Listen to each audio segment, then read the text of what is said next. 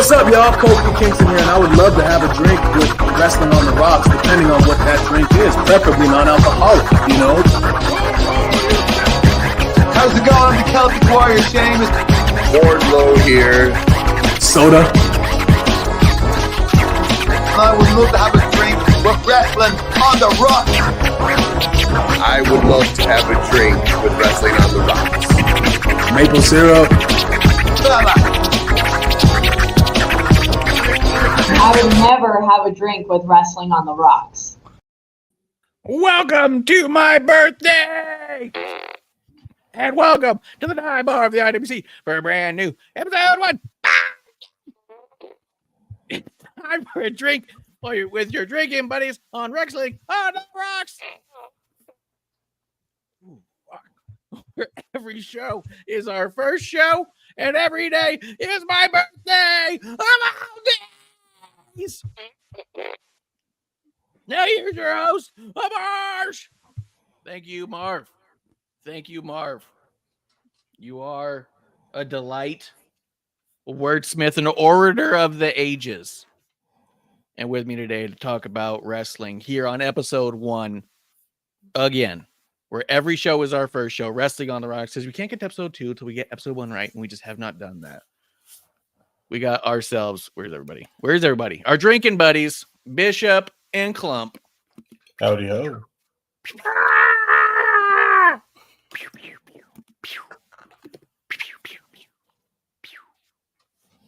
What's up, dude? Okay. Happy birthday, Marv. Yeah, dude, Marv's birthday. I couldn't believe it. He told me, I was like fucking taken off guard. I was like, Marv, fucking no heads up, dude. Terrible. I mean, like we just want to like give him a good time. Yeah. Just give him a good time. I mean, my mic does smell a lot like felt fart now, though. Puppet Funk. You know? Both of those are great band names. Yeah.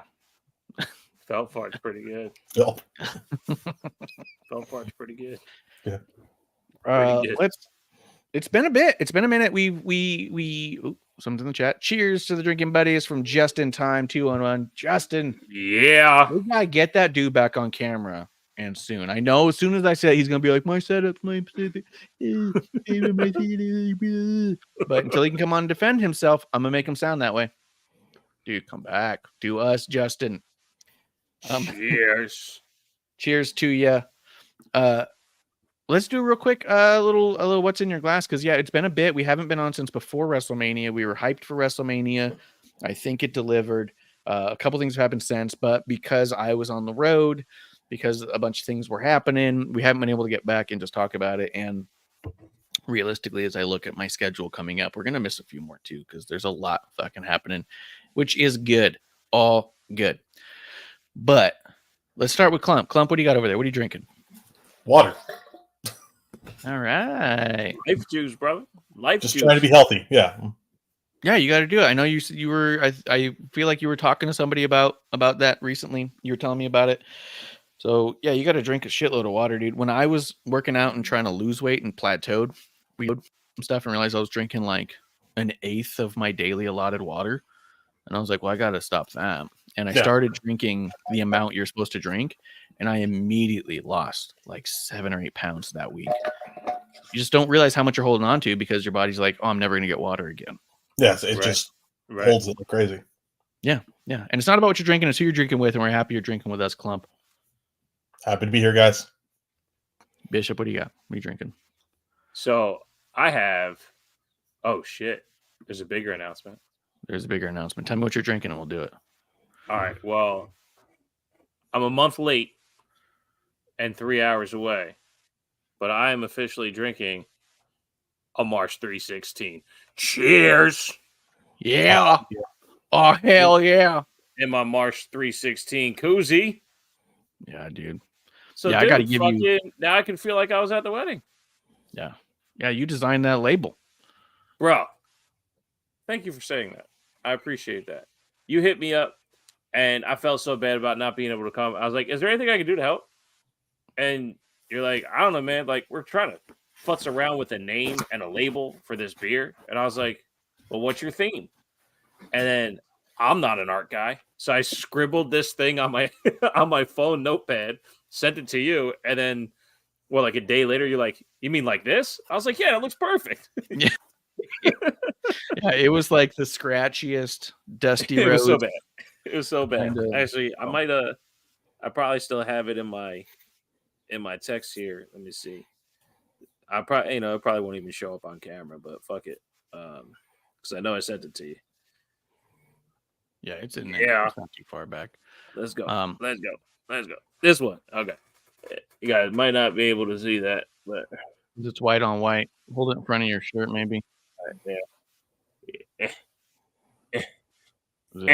Yeah, you're not going to see it, but I did it. And it was some scribble shit. And then you're like, you know what? How about it looks more like this? And then the next picture, of course, is something way more incredible. So, yeah, I was so grateful to be able to contribute to your wedding in some way, shape, or form. So, yeah, man. Awesome. Yeah, I mean, even the name episode 2 came from you. That wasn't like I had no idea. My version was called Swamp Ass, and I made a label for that. And producer lady was not fond of that one, not one bit. But it was a hit. I'm having, because I knew you were gonna have that, I'm having a 316 ale myself, although it's not mine. It's actually Stone Cold Steve Austin's 316 IPA, which we had a ton of at the wedding. And I'm using my koozie, and I got to get Clump a new koozie. Someone took his at the wedding, so I'm gonna have to bring him one by. But yeah, cheers. And Clump, you had a bunch of the 316s there, right? Yes, I think I had all of them. Well, I mean, I came back with a good amount, and I was happy about it. But cheers. Yeah, cheers. You must have had like a second store, because like I cleared that like the beer container. I don't think they all fit at first, so I must have just gotten some left over, but fair. But yeah, so I'm having that. This is actually one of the ones left over from that. I'm going. I'm actually gonna go back out to San Diego this weekend to get the rest of my beer that's been canned, and while I'm gonna pick up some more 316s because why not? But let's hit it up. It's in the chat. Justin Time says he is back. Full announcement. Justin Time is back in time. Back just in time. Hell yeah. Fuck yeah, Justin. Yeah. Hell yeah. If you want a link, dude, I'll throw it at you. You can come and talk WrestleMania with us. You just let me know if you want that link. Oh, yeah. I don't know if he can fit. Fucking look at Clump looking like Shawn Michaels. You got a title belt on your dick or what, man? Always, dude. I'm at my sister's house. There really isn't like a place to record comfortably, so I'm on a bed. You know what's wild, too? is your clarity is outrageous right It's now. amazing. It's so good. It's so clean. You have a whole setup at home just strictly for you to like be computing and podcasting with us and stuff. Mhm. But on the bed at your sister's house is so crisp, dude. It's like the best lighting you've ever had, most clarity. I could see each little hair in your beard. It's amazing, dude. I love it. Look at this. Look at this. Yeah, don't invest. That's the story of this, or Yeah. the moral of the stories. Don't invest. You're Just stop trying. yeah. I would say, what does Vince Russo say? Vince Russo say, "You're trying too hard, bro." Yeah, Clump, you're a natural. All right. Dude. You don't got to try so hard. That's what it turns Just out. breathe. Get Breathe in and your turn own the way. camera on. Just breathe, turn on the camera, and you're $1 million, dude. I do get that Shawn Michael pose going on. I You do. Yeah. You do. I love it, dude. I love it. As soon as I saw the camera go down, he was like that. I was like, "Fuck yes." Oh man. No doubt about it. I'm just gonna throw this out here because it arrived, and so I just want to throw it out there, shoot it out there, shoot it. Becky Oh, Lynch, fuck the yeah. man, not your average girl. Book showed up. Looks Nice. good. Post office tried to steal it. Post office tried to steal it. I went down there and said, "Nah," and I got it back, signed by the man. Hell yeah. Yeah, Hell pretty yeah. cool. There's a really cool website. I'm gonna put them over because I couldn't believe it. It's called Premier Collectibles, and it's a bookstore online, and they sell these autographed books almost exclusively. And it was on there, and I couldn't fucking believe it because the on-cover pricing is $28.99 hardcover. You go into any Barnes and Noble or Borders or Sam Goody or FYE, or if you ask Jeeves, you'll find it for $28.99. They were selling the autographed version of this book $35, $34.99. And I was like, "You're telling me for fucking $6 I can have it autographed by the author? That's insane." So then I started looking through their site. It's like that for almost everyone. Ronda Rousey's book is up right now for less than $40 signed. Damn. Tell me where on earth you can find a Ronda Rousey autograph at all for less than $150. Yeah, it's true. You know what I mean? She's just an expensive signature. So the idea of Ronda signed one, Keenan Thompson, they keep emailing me. They're trying to get rid of that. They got too many Keenan Thompson signed books. They are just trying to get them at me. Renee Paquette's cookbook is on there signed. There's just a bunch of them, man. And so Premier Collectibles, I couldn't believe the pricing. It was actually really cool because we recently, as of this past year, decided I was going to pull back on some of the art prints I was getting and the trading cards and stuff, and decided that I would rather just. A lot of people were coming out with these books, and so I started kind of collecting autographed books from the authors that I like. So the fact that I found this site, I was kind of like, "Oh shit, Here we here go. we go." Yep. Let me see. What's here the $250 version? of Becky's book. Oh, the gold edition, numbered 1 to 2, 1 out of 250. It's gold autograph flat signed edition serial. I'm buying one of these books right now for $35. Hell yeah. the $35 one, not the $200 one? Yeah. Not the $200 Mhm. one. I ain't been working that one. Yeah. No, I mean, I got it. It came promptly. It was amazing. I couldn't believe it. And so, yeah, I was looking at it. I'll probably get more books out of there at some point. Do you mind grabbing this? I have a place for it. I don't want to spill my beer That's on awesome. it. So yeah, I just want to put it over as a site because I still get emails from them, and it's been great. It's been great. But yeah, outside of that, dude, I mean, oh yeah, it came with this certificate of authenticity from them. It's also Nice. signed, but it's signed by their CEO, Dwayne Ward. I thought that was kind of cool because even their certificates don't have to be signed physically by someone who owns a company. You know what I mean? Like, just neat. So it is what it is. Shit, my diploma's not even signed. Like it's very clearly like machine signed. Right. What is? My diploma. Oh yeah, your diploma. Yeah, Yeah. yeah. So I don't Just know. printed. Yeah, just a cool site. If you like autographed books, that's the one that I'm starting to get really into. So check it out. Otherwise, I highly recommend just meeting the author and having them sign the book. I've done that with a few now, and it's been so cool. I met Kevin Nealon, had him sign his book. He does artwork, a bunch of caricatures. So I met him and he signed it. We went to a book fair and producer lady met R.L. Stein and got him to sign her favorite book that he wrote when she was a kid, Nice. I don't know. It's been kind of a thing lately. Let's meet authors, have them sign books, but only if we like them. So, yeah, you don't see R.L. Stein every day. Dude's 194. He looked great in Goosebumps. Yeah, he did. Yeah, he was in the 70s, late 70s, early 80s, something like that. Like, yeah, I don't know how many years he'll keep doing it. Who knows? Some of these guys. God, the guy, what was his name? William Daniels, who played Mr. Feeney, just did a convention last year. Dude's 92. Like, fucking A. Yeah. So you never know. People will go forever, and then some of them will stop early. So, just take advantage of that. But we're here to talk wrestling. We're here to have drinks with our drinking buddies. So that's what we're going to do. I feel like I've rattled on enough and a lot. Clump, how you feeling? How you been liking wrestling? I've been liking wrestling a lot lately. It's been really good. I didn't watch WrestleMania. You didn't watch WrestleMania? No. None of it? You Should didn't I? watch any clips? I really feel like I didn't prepare for this episode. Did you at least listen to podcasts who talked about it? No, I wanted to be surprised by you guys. You want to be surprised? He's like, I can't wait. Shit, the fucking man. I thought it'd be a good idea to not watch and just see how you'd react. Yeah, So it makes the most sense. There are chunks of WrestleMania I just did not watch, and I'll go over some of that too. Like, oh, okay. So in reality, I actually watched probably more than you did. Probably more. The beginning of day 2, I was like, no fucking point here. The man, just in time. It's time. It's time. It's just in time.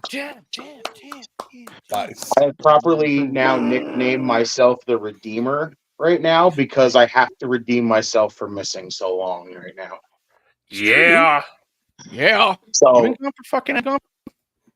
so Miro, I'm sorry, but I'm taking your gimmick right now. I mean, he'd probably give it to you. All I need is the hot, flexible wife that he doesn't have anymore. Yeah, I guess there's one open for business, huh? Yeah. It's pretty crazy. I'm not gonna lie. Yeah, what is that rumor? I guess Damien's been giving her the priest. Well, the rumor. I mean, as much as I've heard about Damian Priest's affairs, it's not a shock. Another one bites the dust. He's been going south of heaven. That's how we do it. Give her that old infamous Archer, huh? He did more than just shoot his shot. Good Lord. I'd ask you, Justin. Yeah. Yeah. We did it. I want to ask what's in your glass, but you're drinking straight out of the bottle, dude. What is that? A 3-liter? Oh, yeah. We got the big one right now. We're going all out. Oh, your organs. Sponsor, not sponsor. Sponsored 3-liter Mountain Dew, up and at 'em, bottoms up. Bottoms up. Cheers. Everybody just down it right now, and we'll see what happens. Fuck yeah. Justin's back. Gimmick's still alive. Let's fucking go. It's crazy because I was kind of expecting that this was going to be the first place back, and it wasn't, which is crazy. Really? Oh, that's fucking no. So far, I've done Queen's Takeover. Boo. I've done stuff with Marcus from World Elite, Boo. all over the place. But dope, I'm happy to be back where it started all right here.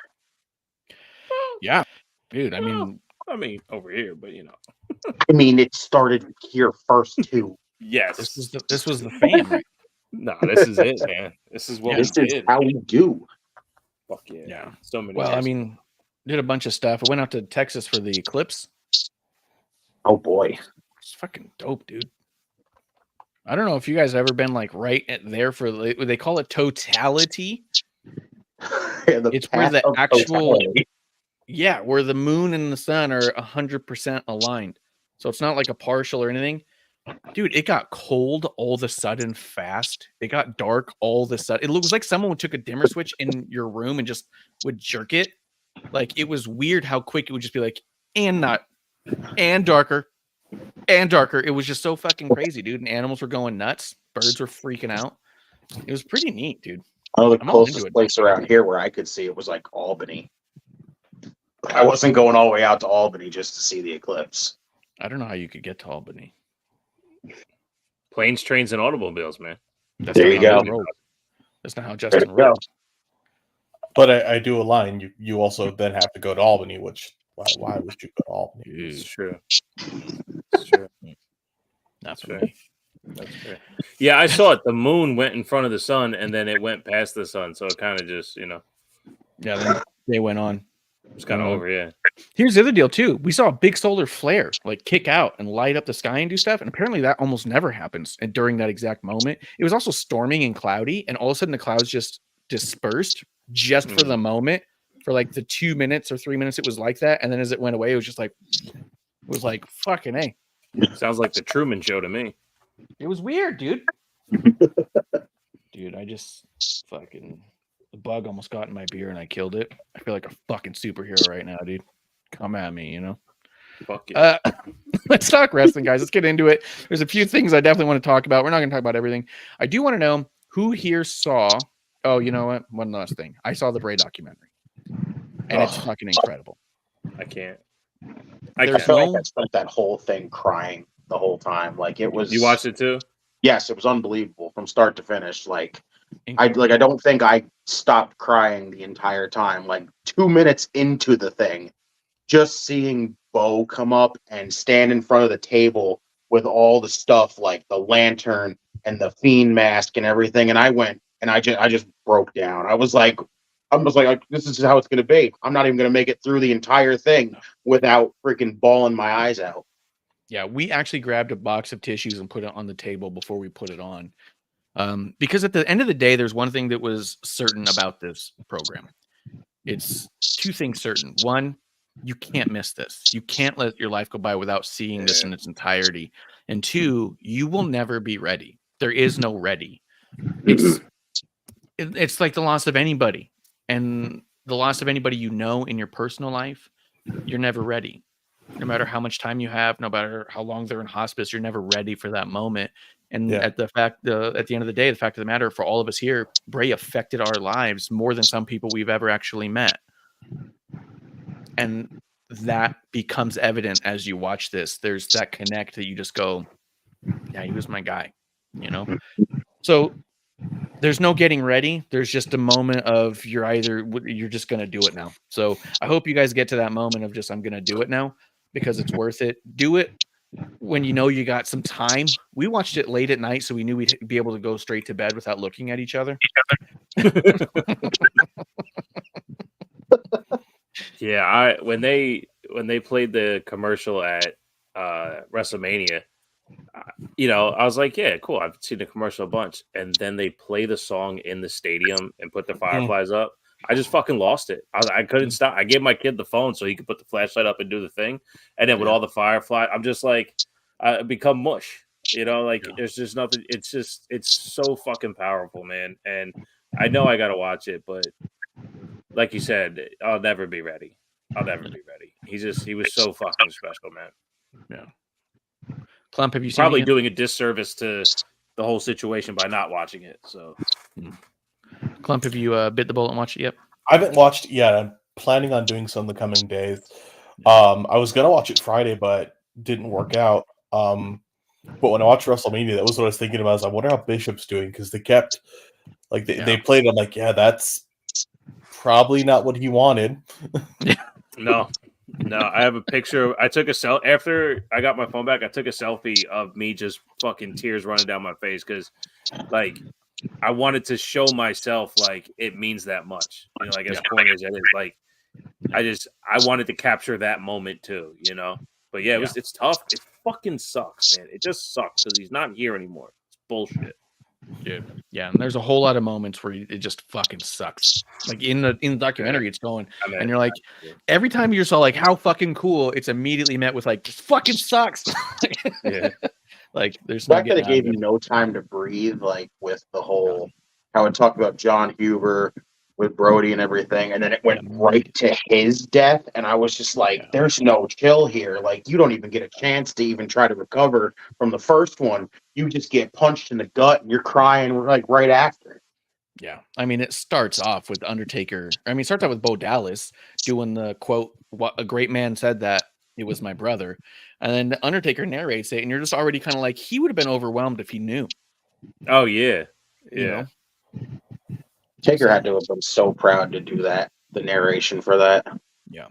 The Yeah, one you thing think, yeah. that I thought was glaring missing was Mick Foley. How Yeah, really. has Mick Foley never said or been involved in anything that has to do, like, he was involved with the Fiend the one time they attacked him. But when you talk about the new face of fear, the new face of fear was Mankind before it was Bray, because Undertaker was the face of fear. Mankind came in and was instantly scarier than Undertaker, but it was within a year or two that Mankind started to get a lot more levity, and Undertaker was back to being the face of fear. But I just can't imagine that there's no connection or discussion. He used the mandible claw, for crying out loud. Like, I just don't know why he was completely not a part of this at all. And they kept cutting back to Hulk Hogan, who had nothing to say or add. And I just don't understand how we ended up with a lot of Hulk and no Foley. What was that, Clump? So I didn't just make I shit saw up. him in the ad, and I was like, I don't like. I was wondering how he'd play in there. Like, is he gonna talk about him because maybe Hulk knew his family when he was a kid? Like, what role does Hulk play in this world? You still wonder that at the end. Just wanted to be there because Hulk Hogan. Yeah. Every time they cut to him, we both were like, what the fuck was that about? So, but must watch, must see. Speaking of, I want to all see the CM Punk backstage video. Yeah, on Twitter. Stupid. That was embarrassing. I don't understand. I understand why they thought they should release it in general, because I do think it makes Punk look fucking stupid. It makes a lot of people look stupid. And I think Punk was absolutely in the wrong, and I think it actually justifies his firing. Absolutely, because here he was being an aggressor towards an underneath guy as not only your top star, but a guy who in the press conference was saying, I'm trying to run a business. And as more rumors came out, it turns out he held a lot of weight in that company. And here he is being the aggressor towards a lesser guy who's completely defensive, arms down. The most his arms come up is to put his own hands on his head as he pulls his hair back when CM Punk starts physically attacking him, to which point Jack Perry never gets physically violent back. He's defensive the entire time. So I felt like, okay, so this justifies why you fired him. It does not justify why Tony felt scared for his life. And it doesn't make Jack or CM Punk look good. It just makes it make sense, right? Well, you can't see Tony, but when you watch Punk go towards that table next to that wall, he does pass the wall as if he's going across the table. So I can, if that is where Tony was, which that was the rumor that, Punk jumped the table and that's why he got scared. I get that, but Tony's also fucking 108 pounds, which 12 was probably Coke. So, I mean, I'm sure he's scared at everything that moves a little too fast. Yeah, that's true. He was moving pretty fast. And I do think that, I mean, I guess there's a difference between a sucker punch and what Punk did, but what he did was equivalent to a sucker punch in a lot of ways. He got the physical attack off as fast as he could. It wasn't literally a sucker punch of blindsiding a guy. It was, how fast can I hit him as quick as I can and get him in a choke to prevent Perry from being able to fight back, because I actually still think it looks like Punk doesn't know how to fight. He's afraid of fighting because he's bad at it. So yeah, I thought everyone looked kind of bad in that sense. Joe runs in there to fucking get Perry away from Punk, almost like, hey, we can't have an actual fight breakout. He's the only one that comes out looking good. Yeah, he looked really good. He just grabbed him, pulled him away. I'm gonna stop this. Give me this kid and get the fuck out of here. Yeah, get out of here. Did you see the if you watch the pan out, you can see Hook walk in during the fight, and it's funny because Joe and Perry's like over on the left, and Punk and Cassius Ono and stuff are over to the right. And so Hook, as Hook could ever be, and it made me actually appreciate his character a little bit more, just slowly, like, looks way to the left, entire head moving like Batman, back and forth. Huh? Huh? Huh? He does it like 5 or 6 times, and I was all like, dude, why are you not like you're processing this real slow? But I don't know why you'd waste national TV time on it. I could see them releasing it in a social media sense, or even during one of the press conferences. It's like, hey, if you guys want justification why you fired him, this is it, and this is why. And you go, okay, that makes sense. But what a fucking weird way to waste TV time and make everyone look bad in the process. No one's looking at it going like, well, Jack Perry's a badass and Tony Khan's the man. But they try to turn it into story too. Like they're trying to use it for story, but it doesn't even really benefit trying to tell anything with FTR and the Bucks. Like the problem is the story doesn't involve anybody who was in the video. Yeah, so it doesn't really make much sense to even bother showing it. Yeah, 100%. Yeah, Clump, I want to know what you think about it. I kind of feel bad for CM Punk in this, and I feel like I don't agree with there being any justification in showing this. I feel like it was it felt like a dumb, petty move to try and get up viewers, like a quick, like, yeah, we'll get a lot of views from this, and it sucked. It felt so dumb, so contrived. They built it up. Like, if they had just released it, or released it when it happened, cool, that makes sense. But the way that they did it, it made it feel like we're going to watch this world-changing video and we saw a shoving match. Yeah. And granted, yes, that is more than a valid reason to fire an adult from a major company, because you shouldn't, making physical contact with another employee is totally firing worthy. But I also kind of throw a little bit of shade at Tony Khan and AEW for trying to make it like a story thing. It blurs this line again and goes beyond, well, look what he did, to being theatrical. Yeah. See, here's the thing. As you're talking, like, it just clicked, right? A reasonable sports entertainment mind person would look at how would WWE handle this, right? Number one, they probably just brush it under the rug. But if they wanted to use it, you have Jack Perry come out and say he's going to release the footage. And then you have him cut it off, right?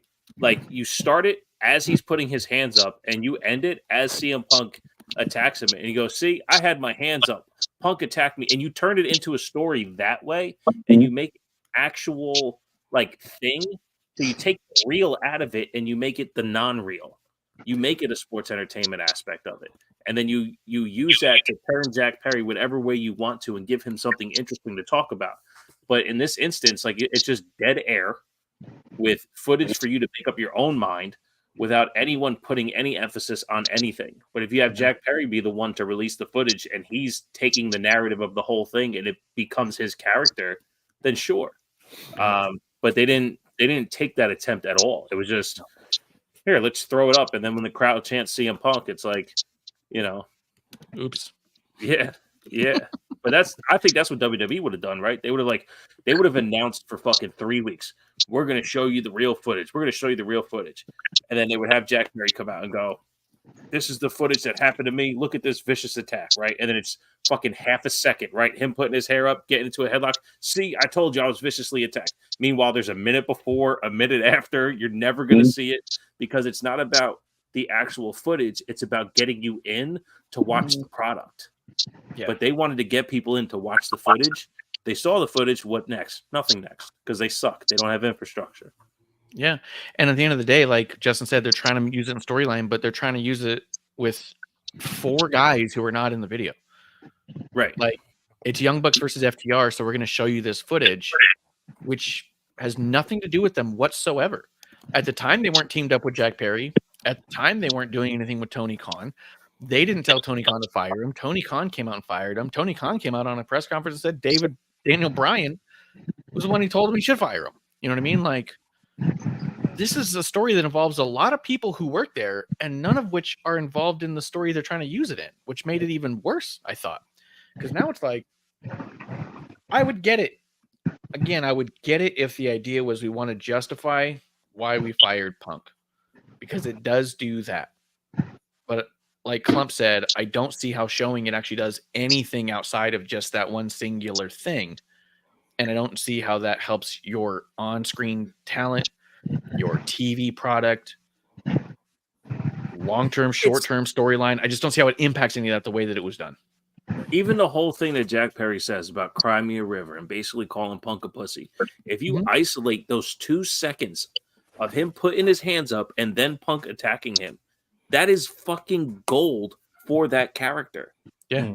But instead they show you everything and it's just like, well, here's just 2 idiots being fucking stupid. You know, like it just. And at the end of the day, though, it's right there to be able to use it properly, and they just don't. But even then, I would say that even if you didn't isolate it, Punk still looks like a little bitch because what if Perry was saying that? Cry me a river. Are you going to do something about it? And then he goes, "You're 20 years older than me. You're punching down on a little kid. Like you call me a kid, and that's what you do to kids. Okay, you know, like. And you want to say you're a trained my fighter? Hands are down. Yeah, all that stuff. Dude, that's where AEW dropped the ball because you're right. It definitely made. That's what I said when I saw it. I was like, okay, Punk hit first. He's in the wrong. Fuck everything else. Like, but that's because I don't care about AEW. You know. And also, Punk's going in there with a huge attitude because he even says like, and so even the fucking Ariel Helwani interview, he's like, he tells me like, what are you gonna do something about it? I'm like, dude, I could fucking kill you. And you're like, so you honestly think you're a fucking killer? You think you're a stone cold fucking fighter who's never won a fight, but you think that you're this badass motherfucker, and your response to someone 20, 30 years younger than you saying, cry me a river, old man, is, well, now I'm going to physically assault this person with my deadly weapons, right? Like if you're a Golden Gloves winner, you can get in trouble for being in a boxing fight on the street because you're a trained fighter. You're trained to hit. Right? You have to, your mentality changes when you're actually a trained fighter. You can't just go in pick a street fight without repercussions most of the time. Cause it's like, okay, if a UFC heavyweight, if Josh Barnett picked a fight with somebody and beat the shit out of him and that person got brain damage, Barnett's going to jail because he knew better because he's a trained fighter and a champion. So even if Punk believed his own hype, he's a fucking idiot. So yeah, I think everybody looked stupid, but let me get myself a scapegoat t-shirt though. I feel like I need one. Hey, he's making the most out of that, and I'll give Jack Perry that. Yeah. He's got to make something out of something. He's got nothing else. And he just doesn't have a team behind him to help it solidify. Like, that's where you got to give Jericho credit, is that he's taken the WWE, like when he did the Joker gimmick or whatever it was in NJPW, there's a complete WWE theatrics and story behind all that, you know? If Jack Perry had something like that, then whatever he's trying to do could be on that notice me level, you know? Yeah, for sure. I mean, apparently he's part of House of Torture now, which is, I don't know how well that's going to work for him to try to get the scapegoat thing over. And plus they're doing all the teasing that they're going to basically bring Jack Perry back anyway, so I don't know what the hell's going to happen there in that situation either. Is he suspended? No, he basically supposedly is kind of fired, but not fired at the same time. Like he's just basically moved himself over to New Japan now. But the Bucks are teasing that they're basically going to end up bringing him back because they showed up after the footage and everything, and they're wearing a scapegoat t-shirt. So they're basically saying either we're just supporting him in every way, or they're basically saying, hey, we're going to bring him back somehow. Yeah, and before their match, the weekend before, whatever, a couple days, I don't know how their fucking shows line up. The Bucks came out and they said, "Hey, scapegoat, we love your work." You know. Mm-hmm. So yeah, it's all the work, and it's obvious, and that's the sad part. But I might be the young buck of podcasters. Like I literally only have my base and cannot get new audience. You know what I mean? And you repeat shit a lot. You know, I'm the same gimmick. I super kick like crazy. I say the same shit over and over again. AEW sucks as my super kick. Telling you, I'm the young buck of podcasters. Oh, fuck. Yeah, dude. Terrible takes party. That's what I say. Right. All right, guys, let's get into Mania. Mania was a cool weekend. I was in Texas. I wasn't sure if I was even going to make it in time. I was driving Saturday on my way to my friend's house. And when I get there, they're like, hey, I feel bad, but I don't know what we're going to do tonight or tomorrow night. I just have no plans for us. And I was like, well, wouldn't you know, I've got an idea. And so I logged into my Peacock on their TV and we watched WrestleMania 2 nights in a row. And it was fucking dope. Nice. WrestleMania opened up with Rhea Ripley versus Becky Lynch. I found out, I mean, I guess I found out, everyone fucking apparently found out, but Becky Lynch had strep throat during that match. Like, how fucking brutal? She had some pretty substantial illness. She had 102 fever too, which is wild. Which is insane, dude. It's insane to do the match, but she came out just looking so upset. And I was like, oh, I don't think she's happy about opening up this whole weekend. But at the same time, if you're that sick, maybe that's what you want. Yeah, like you're probably more upset about being sick than she was opening. Yeah, I think that's what it was too. Yeah, I think she said something about wanting to open the show, which I kind of like which like that's fine. But then it's like she got sick, so she was probably like, shit, well, this is going to affect how this performance is going to go. Yeah. Bishop, you were there night one. Yes. I want to know from you, because of the way it came across on TV, and Justin and Clump, I want to know if you guys caught this on TV as well. To me, this crowd was dead silent for the vast majority of this match. That the tail end of this match, they got into it, but for a lot of it, it was like they just were fucking sitting there. I heard from somebody that I feel like is a really bad source that they were there and they said the crowd was super hot the whole time and wicked loud and they can't believe the mics didn't pick it up. I want to know from Bishop, because you're actually honest. Yeah, thanks, man. Was the crowd kind of dead for the beginning of this match for a while? So, and what was the like? Entire? We heard it was cold. So yeah, so the entire night one was a house show vibe when it came to a crowd, which is we're hot for what we love, but if we don't love it, we're not feeling it at all. And most of that came from the atmosphere itself was incredible. Like be around all those people. But nobody knew what we were watching, right? We didn't have a set list. We didn't know who was coming out. So every entrance got a pop because that's who was coming up next. And then as the matches went, it's like, okay, well, I guess let's recalibrate. Let's see where we're going. But the cold did not help at all. And every time we would stand for something, it was about sitting back down because it was that cold enough. We prepared for it. But even the missus had to sit down with the blanket on because the wind was whipping through the stadium. So even if it said 50, the wind was crazy. So the crowd was hot for what needed to be hot, but they had to deliver. And once they did, yes, they did. We did pop. I mean, even me, like we were sitting adjacently behind the stage. So we don't see the wrestlers go down until like halfway through the entrance music anyway. So, you know, I would just say to be fair, it was definitely like a house show where when your favorites were out, you were cheering your fucking ass off. But if you weren't, you were trying to stay warm. Wow. What'd you guys think of the match overall? I thought it was great. Minus, I just tried to ignore like if the crowd was getting into it at the time because I was just watching them the whole time because I was doing a watch along with a bunch of people, and it was just I enjoyed it. I thought both women put on a good performance. I was a little iffy on Becky, Becky's entrance, how she came out of the CGI book. Like I kept thinking all the people in the crowd are seeing is her just standing there while she's doing all this, and then all we see is this CGI book. Like, if you wanted her to do the whole she's coming out of her book, you should have just built a prop book and just had her come out of the book. That would have made it look better. That way the crowd wouldn't have just been like, what is she doing just standing there? Like, it looked silly. But again, I thought right decision, having Rhea retain.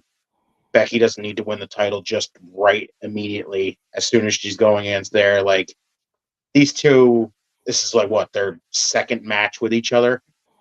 So Yeah, their first definitely real gonna, yeah, because their other one was NXT where it ended in a DQ. one. So I thought it was great. Good way to kick off the show. Yeah, I think the show needed a good pop to start. I wasn't super focused on the crowd. I thought it was a fantastic match and a great way to start. You know, I had mixed feelings about it. Like, part of me really wanted Becky to win because I kind of have been tired of Rhea's run and thought a change would be good. That said, I also didn't really think Becky needed the belt. So I was kind of in the middle about it, like, this could go either way for me.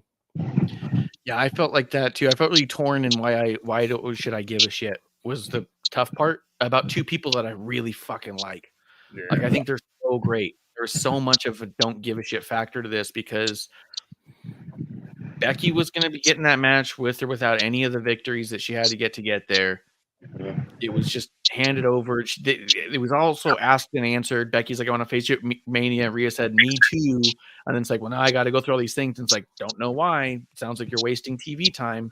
Like, it sounds asked and answered. And that still never was resolved in a way that I liked. And I also felt like in a lot of the promos back and forth, Rhea was kind of exposed, really being the talker that a lot of people are trying to pretend that she is. I think that she's getting more nervous as she goes. And like Clump, I've been pretty tired of her title reign because it's been so pointless. Yeah. So, kind of fast forward to Raw, she has to relinquish the title because of an injury to her shoulder. Which, did any of us... That happened at Mania? That's what I was going to ask. Does anybody know where the injury happened? Supposedly it was during the brawl with Liv when she threw the chair at her and dinked her in the head.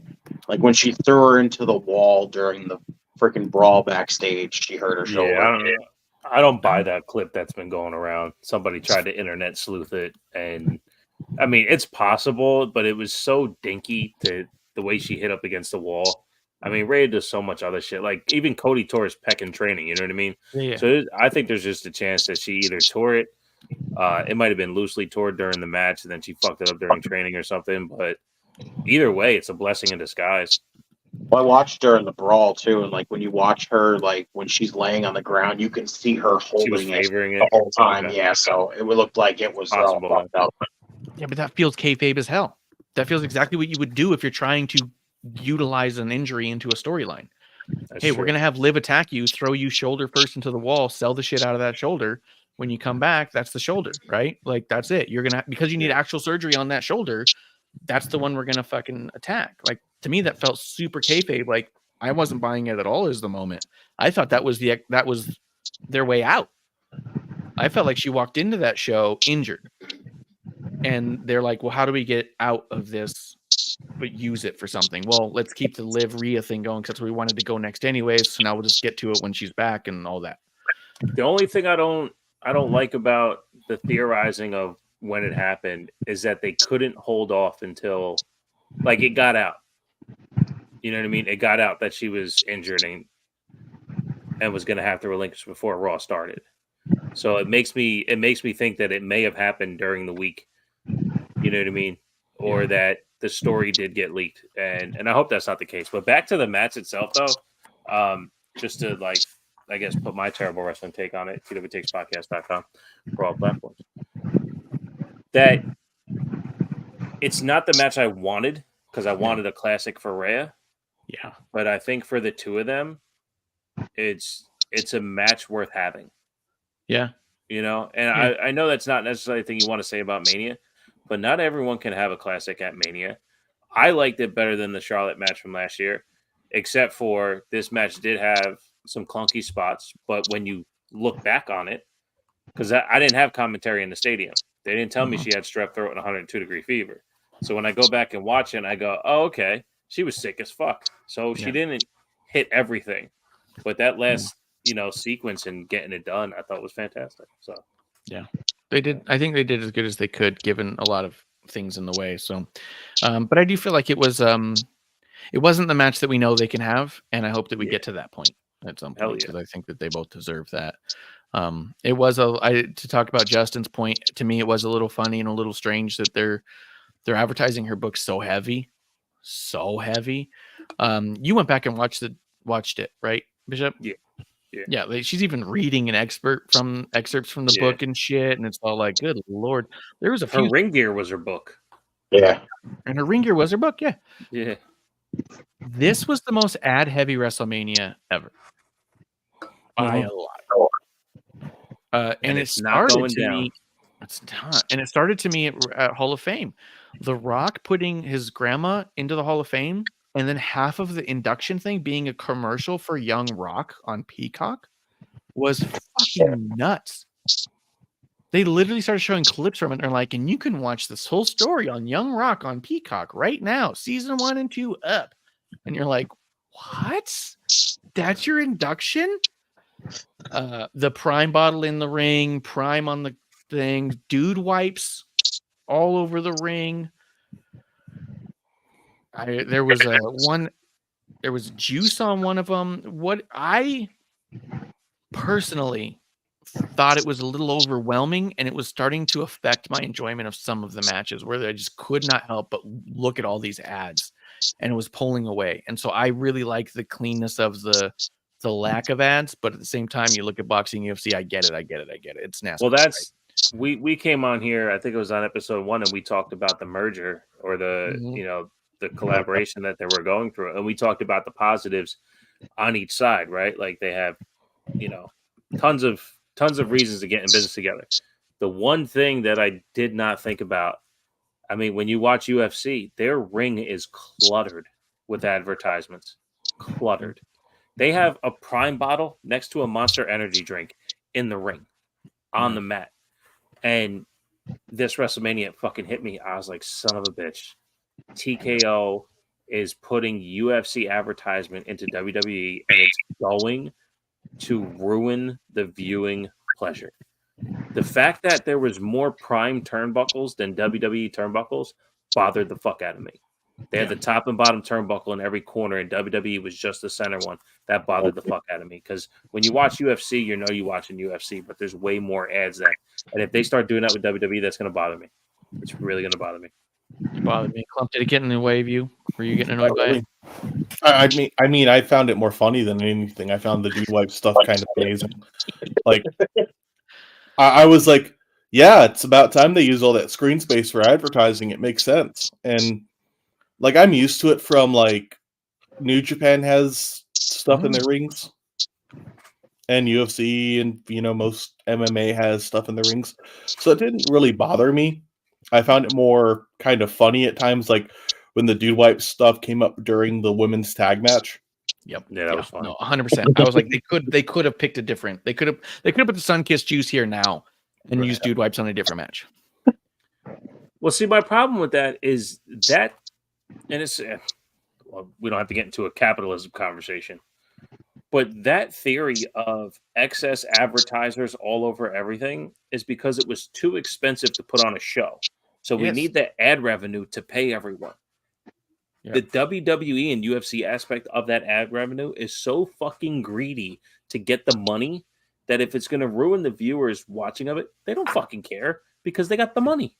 Yeah. Like when AEW put on All In, right? They had the Cracker Barrel. And I thought it was incredible. I was like, you know what? This is great. You guys needed help with the show, and you combined it with the show. Fantastic, right? But if that was to be at every show or they turn their turnbuckles into Cracker Barrels, like that might be pretty funny. But like when you make the money and you don't have to do that, great. Now WWE's making the money, and they're like, you know what? We're going to make even more money. It's like, well, all right, here we go. So I think we're kind of fun. And as I was watching it, me and there was 4 of us watching this, And we were having more conversations about the amount of ads than about what was happening in the ring for most of the matches. We were laughing about the ads, like Clump was saying. I said dude wipes and make dude wipes jokes. Did anybody buy dude wipes after this? No. Clump, do you already have dude Already had wipes? them. Already had them? Yeah, yeah. Clump's got stock in dude wipes, I think. I mean, I started buying dude wipes when they were in Doom Patrol. Ooh, that's true. Good call. Great call out. But yeah, at a certain point, I was just like, I even said to them, I was all like, look, it's not that I don't want WWE to make more money than they've ever made. I literally, on the way to my friend's house, stopped at a gas station to gas up, went to use the restroom, and walked out with 2 C4s because they had WWE logos on them. And all I knew was C4 with the WWE logo. I need that. It was like Powerbomb Punch and fucking Superman Barry or some stupid shit. And They I was all all taste like ass too. So they were okay. But I bought them because it was WWE. I was like, look, it's not that it doesn't work. It's not that I don't want to support. I just don't want it to be so in my face. I just want all business dealings to be done in dark alleys in the back where I don't have to hear about it. I just don't want it in my face. I don't want your dude wipes in my face. Was my thought. But I mean, ultimately it didn't make me go, this WrestleMania sucked. It just went, wow, this is a shift. This is a big shift. So moving on through the event though a little bit, the Undisputed Tag Team Championship 6-pack tag team ladder match, Awesome Truth and A-Town Down Under did win the respective titles. I watched very little of this match. Couldn't have cared less. I'm happy for A-Town Down Under. I think those guys are really good, underrated, and I hope that something happens there. Awesome Truth, I don't watch now. I'm not going to watch. They were on Raw, and it was way too long, and I started to fast forward. Then they had another tag match to determine number one contender, and I fast forwarded entirely through that, seeing the list of tag teams. I've never been less interested in tag teams overall than right now in this era. This time is the least I've ever cared about tag teams. Even when WWE didn't care about tag teams, I liked a bunch of the tag teams. It's like, yeah, they only have 3, but they're great. Right now, it feels like they have so many tag teams, and I don't like any of them at all. So it's like, for me, I was like, not watching. Turned around, talked to my friends. So this is you guys. You guys tell me, did you love it? Did you hate it? What was going on? It was a great way to split the titles. That's all I'll say. It was a great way to split the titles, and the match didn't suck. So, yeah. Well, the match was a decent train wreck. It didn't suck. It was a good way to split everything up. I liked Truth getting the win. It was nice. Yeah. Like, I think that dude, like, this is probably going to be, in my eyes, his last big run. Mm-hmm. So him getting the win like that was really cool. Yeah. Yeah, and even the way Triple H mentioned it on the thing, the R-Truth WrestleMania moment is how he referred to it. Where I liked that. When he said that out loud, I was like, it is nice for Truth. He probably hasn't had much of a moment, and this probably was his big win at Mania. Oh, yeah. And the crowd loves him. I love him. I just don't like his tag partner. I don't like his tag partner, and I think that sometimes his there's only so much I can laugh at someone pretending to be stupid. Because I know R-Truth's not actually stupid. I know the character's stupid. So I know Ron Killings is not stupid. I know the R-Truth character is always confused and dumb, which is a funny thing. And characters do that very well. But there's only so much I can take. Like when Truth came out and got in Brock Lesnar's face and then was confused, was perfect. Truth came out at Rumble, put up a ladder, gets to the top, realizes it's not a Money in the Bank match, is confused, they throw him out. Perfect. He is great in small doses of this guy's confused, but to give him 20 minutes of TV time to just consistently beat down the dead horse that he thinks that Triple H might be Ciampa and he thinks Ciampa might be Triple H, I get it. I get the joke. We heard it.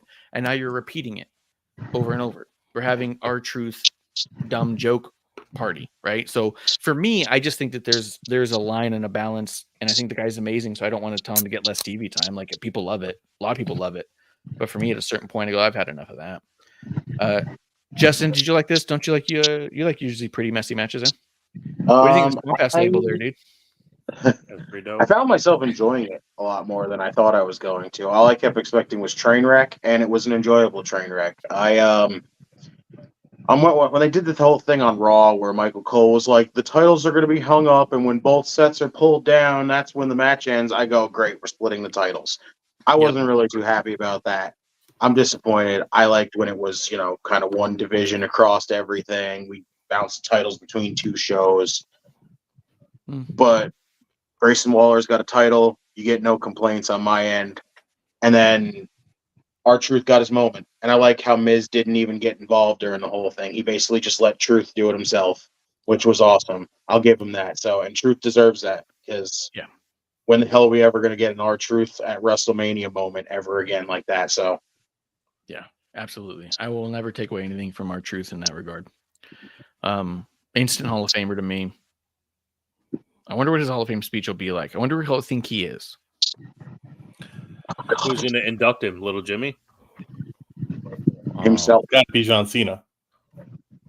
Oh, God, it's got to be. You think he can get his childhood hero to do it? That'd be great. I could see it. I mean, my hope... Him?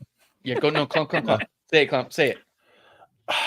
Truthfully, my hope with it, and I agree with you in that he's funny. It's being dumb is funny, and he's very good at that. But damn, would it mean a lot if he broke that character and was real for a little bit.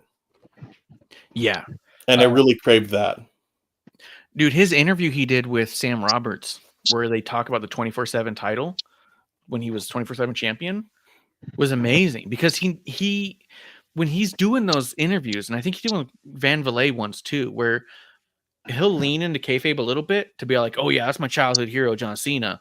But he'll also be like, no, yeah, you get it. You get the point of this. It's so we're doing this other thing. Like, and they'll talk about business and entertainment and what it means to him to be a part of the things where he's at and stuff. And you go, oh, that guy's brilliant and interesting. The funny, dumb guy is just kind of funny for a minute. So I agree with that. But also where Clump was saying, if you get John Cena to induct him, John Cena, he plays along. John Cena would absolutely turn the mic over to little Jimmy for a minute. Mm-hmm. You know what I mean? Like he would be sitting there interacting with an invisible person for the sake of R-Truth, right? He would do it. And what's also poetic, the one time R-Truth main evented a pay-per-view was against John Cena. Yeah. So the only thing I hope they don't do is pull the whole thing because, he used to team up with Road Dogg at one point. Just have Road Dogg induct him. That would be disappointing. Oh, yeah. Quick. Yep. Quick, yeah. Let's see. Another match I really... Oh, go ahead. Get rowdy. No, Rey Mysterio and Andrade against Santos and Dirty Dom. Rey Mysterio and Andrade, with the help of the Philadelphia Eagles, beat Santos and Dirty Dom. I don't know why Dom's got to keep losing these matches. But also, I was out of the match as soon as they put Andrade in it and took out Dragon Lee. We were talking about it before the match, where I was like, Dragon Lee doesn't belong in this match. It's Carlito's spot. And then when they gave the spot to Andrade instead, I was like, that's not what I meant. Not what I meant. If you're going to highlight someone, let it be Dragon Lee. But to bring in Andrade to be part of this, it felt shoehorned. I get it. This is a Lena connection. I'm over it. I don't care. I don't like Andrade that much. So for me, I largely didn't pay attention to this match. What did you guys think of this one? The whole thing kind of felt like it was getting randomly reset and thrown together because leading up to Mania, it felt like we were going the route of Rey versus Santos. But they basically gave us that on SmackDown beforehand, which then introduced Dom for who knows what reason. And then here comes, we were going to try to get a tag partner where we tease Carlito joining, where everybody wants Carlito. Then we don't get Carlito, we get Dragon Lee. But then Dragon Lee gets taken out and we get Andrade. The whole thing just felt like they didn't even know where they wanted to go with it the whole time. Yeah. And it was like, by the time we got to the match, there was so little interest because it was like, well, what are we supposed to like? You've been telling us it's this, and then it's this, and then it's this, and then it's that, and then here's this person involved in it. It was just all over the place. And then by the time they had the match, like it was just, I don't know, there was like no interest really into it. And then when they brought out the Eagles players, it was just hokey nonsense because we're in Philly, like. Yeah, I'll be honest. I liked the fact that everyone in this match had matching gear on accident because they were all trying to do Philadelphia Eagles or WrestleMania color gears, which was the Philadelphia Eagle colors as well. So they inadvertently all matched. The Eagles being involved made me laugh. To your point, Justin, and then I want to go to Clump. To your point, Justin, they've been trying to get us to care about Dragon Lee for the better part of a year and a half to 2 years. Mm-hmm. They have done nothing to make us care about Andrade other than the fact that he's just not with AEW anymore. But we don't forget, and we don't forget that you said, fuck you, WWE. I'm going to AEW and proving that I'm more valuable, that you guys don't know how to use me, that I'm amazing. And what happened in AEW? We learned everything about how much he sucks. And then they bring him back, and all he does is suck and be a void of charisma again. And then they put him in this match like they're going to suddenly go, yay, he's ours. No, he's yours. Take him back. So like in a short window, they said, care about Dragon Lee, and then went, psych, care about Andrade. And we're like, no, we have not forgotten. We don't care about him. We have not forgotten that. Actually, Bishop really wants to say something before we go to Clump on. No, I was waving like bye. Bye. Yeah. Clump, what do you think of this match? That Dom lost too. Like I was expecting them to have Dom win and go rubber match for next year's Mania, but good. I think next is going to be the retirement of rubber match. Like, that's what I thought we were going to do too, but they didn't do it. They had Dom basically lose again, and it's like, well, now what's the point of a rubber match if Dom's already basically lost? Clump, tell him. It makes sense to you and me. Tell him what.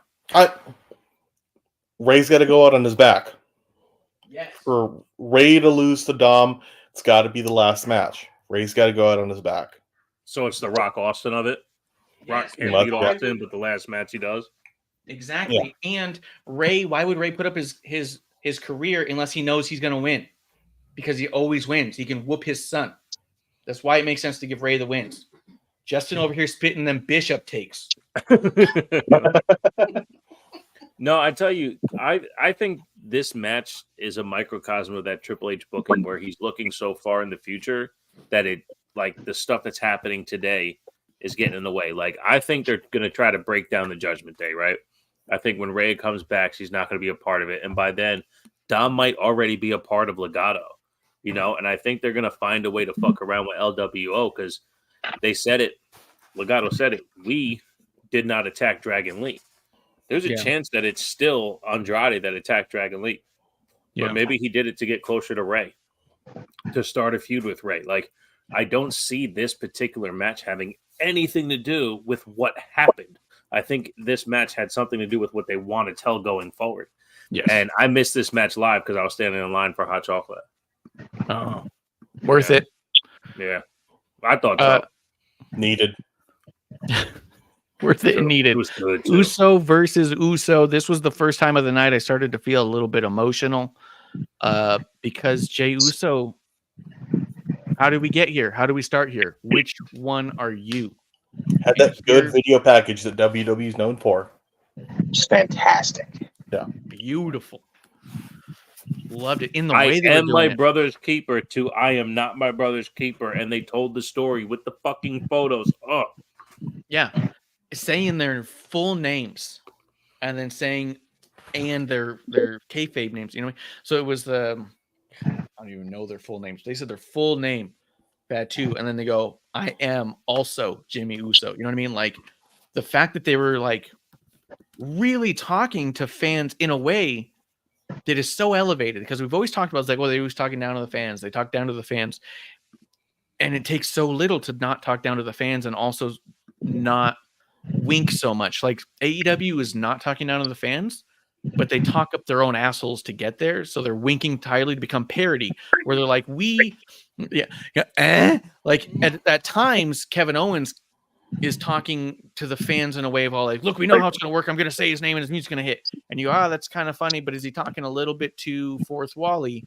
right? I don't think Kevin Owens breaks that the way that the AEW product always does, where they come off like a parody and a joke of. This was a beautiful way of saying, look, we all know. We know these aren't their names, and we're going to let you know that we know that you know that we know. But we're going to show you the poetry in that. This is the beauty of storytelling through wrestling. We And know that you know, but this is who we are. Like, that's like, they just fucking, yes, we know you know. And yes, I've called him Josh, and he's called me John, but I am. And it was just like, yes, you fucking are.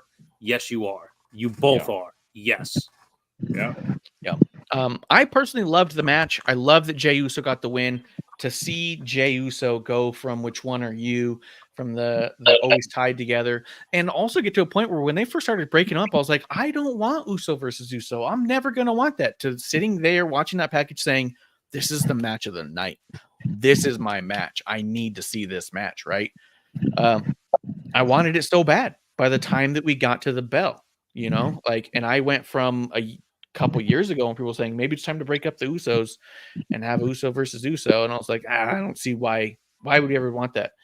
Well, this is why. This is how you get there, and this was such an amazing way to see it play out and for Jay to get that big win. Terrible wrestling take in the chat. We got a terrible wrestling take in the chat. Yeah, was it Joseph says that the Jay Jimmy match sucked for a blood brother feud. I don't even understand like the thought of like, did you actually think they would try to kill each other? Like they're still blood brothers, right? Like it's not a blood feud in the same manner, right? This isn't a cage match. This isn't a fucking first blood match. This is just like the culmination of two. I mean, what I actually thought was amazing about the match was the fact that they did show the compassion from brothers, the trickiness from brothers. They still showed that they hold back a little bit because there's still that. Like this isn't, I want to be the one to kill my brother. They were still conflicted. You know what I mean? Because of the blood brother part. The one thing that bothers me more, this is the one thing that bothers me the most about Mania, period, is people hating this match. And it's because they wanted to watch what they wanted to watch, not watch what they told us. And again, that's the whole point about the whole Terrible Wrestling Takes podcast, twtakes.podcast.com, at twtakes.podcast on Twitter. The whole point is, what did they show us? Not what I want, what did they show us? And what they showed us is that these are two brothers that need to fight right now. And to me, they fought like brothers. And because they're twins, they fought like mirror images of each other. It's not a blood feud. It's not I'm going to eliminate you in the womb feud. This was two brothers that had to put this shit to bed. They had to fight each other to go fucking stop. This is it now. We are done. And it's not about, I'm going to beat you so you're not going to be able to walk away anymore. It's like, you just need to stop. And that's what happens with most family fights anyway. Families don't fight to the death. They fight until someone just fucking stops because they don't want to fight. Is what happened. Jay was like, bro, you're fucking up. You're wrong. And we're going to fight. And at the end of it, it's like, okay, you're done now. That is it. We're not fighting anymore. Yeah. You know what I mean? Like, just the fact that, this match sucked. Well, watch it and watch the video package. They are twins who fought like twins. They mirrored each other the entire match. And I thought it was fucking poetic. Yeah, absolutely. But people fucking hate it. People that I love and trust hate it. And I'm like, did you not see the same story they were telling? It's not a match.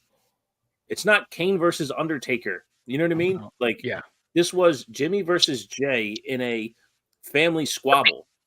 Yeah. That was my takeaway too, because the person in the chat, Joseph, is also saying that he wanted them to be more angry, wanted it to be no DQ, said that Brett and Owen was better, Matt and Jeff was better, but those aren't the stories. And this was a different one. This was a totally different brother versus brother match than we've ever seen before. Because Brett and Owen was a lot more technician style. I can out wrestle you. Not even that. The story was, why am I not you, Brett? Why am I not you? And the match proved I'm better than you. Why Owen could be. Yeah, but isn't. But wasn't. You know what I mean? Exactly. And Owen showed why. But then Brett also showed why. Yeah. You know what I mean? It's a completely different match. Yeah, and it was amazing. It was an absolutely amazing match. But these are completely different stories told it's a different story within the match, yes. Yeah. And I thought the Jay and Jimmy story was incredible and poetic and beautiful. Like the idea that Jay's gotten himself to this level. I mean, and also just the whole thing with Jimmy feeling like he needed to stay with the bloodline the way that he did. Like all that stuff was told out too, Jimmy trying to be a little more sneaky. I'm getting heated because that's when you look at Roman and what he set out for the last 4 years. He was a tyrant within his family, but he never crossed that line. He always wanted the family to bend the knee by any means necessary, but he wanted you capable of bending the knee. He never wanted you out of commission. He wanted you to know your place. And that's what this whole bloodline representation in fighting has been. Know your place. This is what we do. We're family. And in fighting, we're going to take care of each other. If it was Rock Roman at WrestleMania, the way they told that story, they were going to wrestle each other until it was over, shake and hug at the end, because guess what? The best wrestling happened, and that's it. That's what these stories are. They're family stories about wrestling, not fighting until somebody dies. Yeah, it wasn't that. I mean, that's my favorite part of the Owen and Brett story was when Owen says, "I'm going to take your leg out from your leg." Jay wasn't trying to take Jimmy's leg out from his leg. You know what I mean? Like you said, he wanted him just to stop picking on me. You know what I mean? Like, you think you're my bigger brother, you think you can get away with whatever, and at some point I'm going to stand up to my bigger brother and knock him out. But I don't want him to get in concussion. I want him to die. I don't want him not be able to take care of his kids. That's my nephew. I just want to count to 3. I just Yeah. want to count to 3 and fucking walk away. Yeah, exactly. Although Joseph does concede that the story was excellent, but he felt the match was flat and didn't get proper time. I felt like it had a good amount of time personally. I don't know. Let's hear from Clump and then Justin. Clump, what did you think about Uso versus Uso? I was happy with the match. I agree. It was where I felt like the event really started or really kicked off to me. The seriousness of the event, the majesty of it all. I thought it was a really good match. The only spot I really didn't like was the second get, the apology, the where Jimmy tries to get Jay to stop and pulls one over him, because to me, I was like, I was waiting for it to come, and it just felt very long-winded to get there. Yeah, but that's also been a trademark of Bloodline. Yeah. We talked about it before. It felt like Bloodline matches. It felt like 20-minute matches that have a 10-minute story finish. You know what I mean? Like, they were always like, we're getting to the point where now we're going to start telling the story. So I could see that. And it was a little bit like, what was fun when I watched it, because I was watching with people who never watch wrestling and with producer lady. And in that moment, we were all four screaming at the TV. He means it. He doesn't mean it. He means it. He doesn't mean it. No, he's had enough. No, he's had enough. He's like, no, I'm telling you, he's a liar. Like, it was this back and forth. And that was fun. And after that moment, once it started kicking off, I turned around and my two friends who never watch wrestling literally looked at each other, started laughing, and said, okay, I see why this is fun to watch. And so in that moment, I was all like, yeah, got him enough. But we're all too smart for that. Justin, what do you think of this match, Uso versus Uso? So I guess I'm gonna have to be the one on the opposite side of the fence here with this one. I'm gonna remove you. I'm just gonna cut your feed. I'm just kidding. I wasn't feeling it. I don't know. It was after the whole tag match. I was just like, oh well, that was disappointing. And then we get to this, and it's like going into it being the whole bloodline story, I was invested. By the time we got to SummerSlam and that whole thing went down, I got off because I couldn't deal with that. Like, that whole thing to me just came off so dumb, so poorly handled, and it drew me out of it completely. Like, I'm like you, I was not interested to see Uso versus Uso because of that whole moment right there. They had the whole time, even having Jimmy show up and cost Jay all these title matches. It was like, okay, makes sense, but it's still not drawing me in because I'm just not intrigued to watch Uso versus Uso. And then we get that whole face-off they had where they both cut the promo, and it piqued me a little bit. And then I saw the video package, and it piqued me more. And then by the time we got to the match, I felt underwhelmed by it. It just felt disappointing watching them because, again, it was like a mirror match. just watching them basically wrestle the same exact way, it didn't do it for me. It just felt like you're telling this big story, and I don't know, it just didn't feel like it delivered to me. I do think that is fair to say. Like, I'm gonna stand for it, right? I will give it more than maybe it deserves, because I do think that this was their first one, just like Becky and Rhea, right? Like, we know there's another one in the chamber that can really go after it. To Joseph's point, they can build to that match, especially the two of them. They can build to the, if you really want to do this, we can do this match. You know what I mean? Like, there's gonna come a time where like brothers stop pushing each other and they start throwing hands. And then when the hands don't work, you fucking throw a chair. You know what I mean? Like, so there's a chance that they can build to that bigger, better one. And again, to Joseph's point, there's a way better match out of the two of them. Yeah. But, and again, Justin's point, Marsh as well, like the lead up to this, I felt it too. I'm like, it's just way too dull to get it now. We had cool moments, right? Like at the Rumble. And then a couple weeks after Rumble, like we had these moments where it's like, oh shit, are we getting Jimmy and Jay? But because they're on separate shows, they didn't get a chance to really build the story. And then, of course, WWE pulled the rabbit out of their ass and they go, look at this video package. It's like, oh, got me right back in. So it might have been a little too late for a lot of people, but I'm so invested in the bloodline that I give them the benefit of performing. And when I saw it and I saw the mirror match, I was like, you know what? Fuck yeah. For twins to do a mirror match, I think it's just such a great idea. Yeah, to me, that's what I liked about it, because it wasn't a clash of styles. It wasn't these two massive different styles. How would they work together? It was and it wasn't, because sometimes the clash of style is they're too similar, right? But these were twins who've only wrestled together for so much that it was all like, yeah, they've trained together, they live together, they should be wrestling like a mirror. They should be confused why they can't outdo each other. You know what I mean? They should be also anticipating each other in a way that they anticipate each other the same way. You know what I mean? This is like playing chess with somebody who you've played chess with your whole life. At a certain point, you get a whole lot of stalemates because it's like we know how each other play. I thought that's what set this one apart from a lot of the other brother versus brother matches, was just that you did have twins wrestling like each other, and that to me was what made this so cool. It felt like Joseph says it felt like a super kick party. Although, Clump, do you know how to pronounce that last name? Feels like a name you might be able to pronounce. You're better at those. It says it felt like a super kick party to like most Uso matches. There was no difference in them fighting as a tag team than it was fighting one-on-one. Yeah, that's what I thought the beauty was. That's the point. That's the point. Yeah, that was it. That was the point. You got it. You nailed it. You did it. You got it. Yeah, but, because that was why Brett and Owen didn't wrestle the same, was because they weren't tags. Yeah. They don't wrestle the same. Matt and Jeff don't wrestle the same. They're not the bookend tag team. They were two brothers who wrestled two different styles teaming. So they had the trust.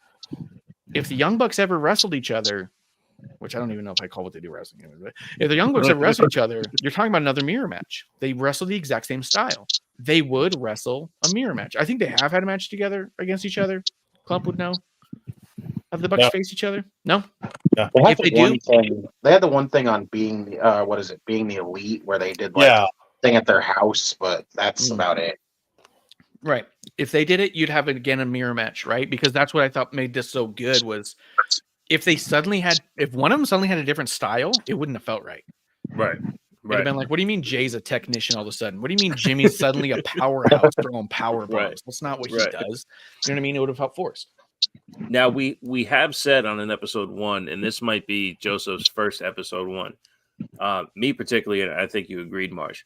Usos use the super kick as a jab, where the Young Bucks use a super kick. That whole super kick party comes from them because they would use it like a machine gun, and they would like they were doing the speed bag as opposed to actually like doing a jab as a setup to a move. And because again the Usos were fighting each other, they went jab for jab. They don't really punch until they do the the whole dancing part of it. So I don't know. I've watched the Usos so differently from what people have been saying, because what they present on TV are transitions with super kicks. But when they fight each other, it's like I said, it's the mirror. So if one super kick's coming, another one's happening. And then who can stop the mirror from happening? When I was wrapped up in that story, I was like, sold. Yeah. Yeah, But it bugs me out because so many people hated the match, and I'm like, man, you just didn't watch it the way I did. It kind of, in a way, reminds me of the best wrestling match, the greatest wrestling match ever, right? Oh yeah, the greatest wrestling Randy match of all Orton time. and Edge. Yeah, where a lot of people hated on it, but if you watched it a lot more analytically, you go, "This is a brilliant match. Like, this is where they're putting it together in such a way that is a love letter to wrestling." You know what I mean? To me, this felt like the amount of people I've heard shit on this match. I'm like, you weren't watching it. You were looking for things not to like. It felt like people who didn't like it is they were like, it was like I mean, I'm this way at comedy shows, make me laugh funny, man. Yeah. Arms crossed. And then like you don't laugh for a while, and it's like, well, you weren't looking to laugh. Where like, producer lady comes in saying, I can't wait for them to sell the first joke so I can laugh at it. You know what I mean? It's like these two different ways of approaching it. And I feel like people who hated on the Usos were just going there and be like, what's this gonna be? Two twins wrestling like the same? Knew it. Okay, well, you didn't come in looking for the story. You didn't say, what story are we telling here? How are we feeling? How are they getting us there? Joseph does say, and I think I agree, to be honest. He goes, another match between them probably isn't happening.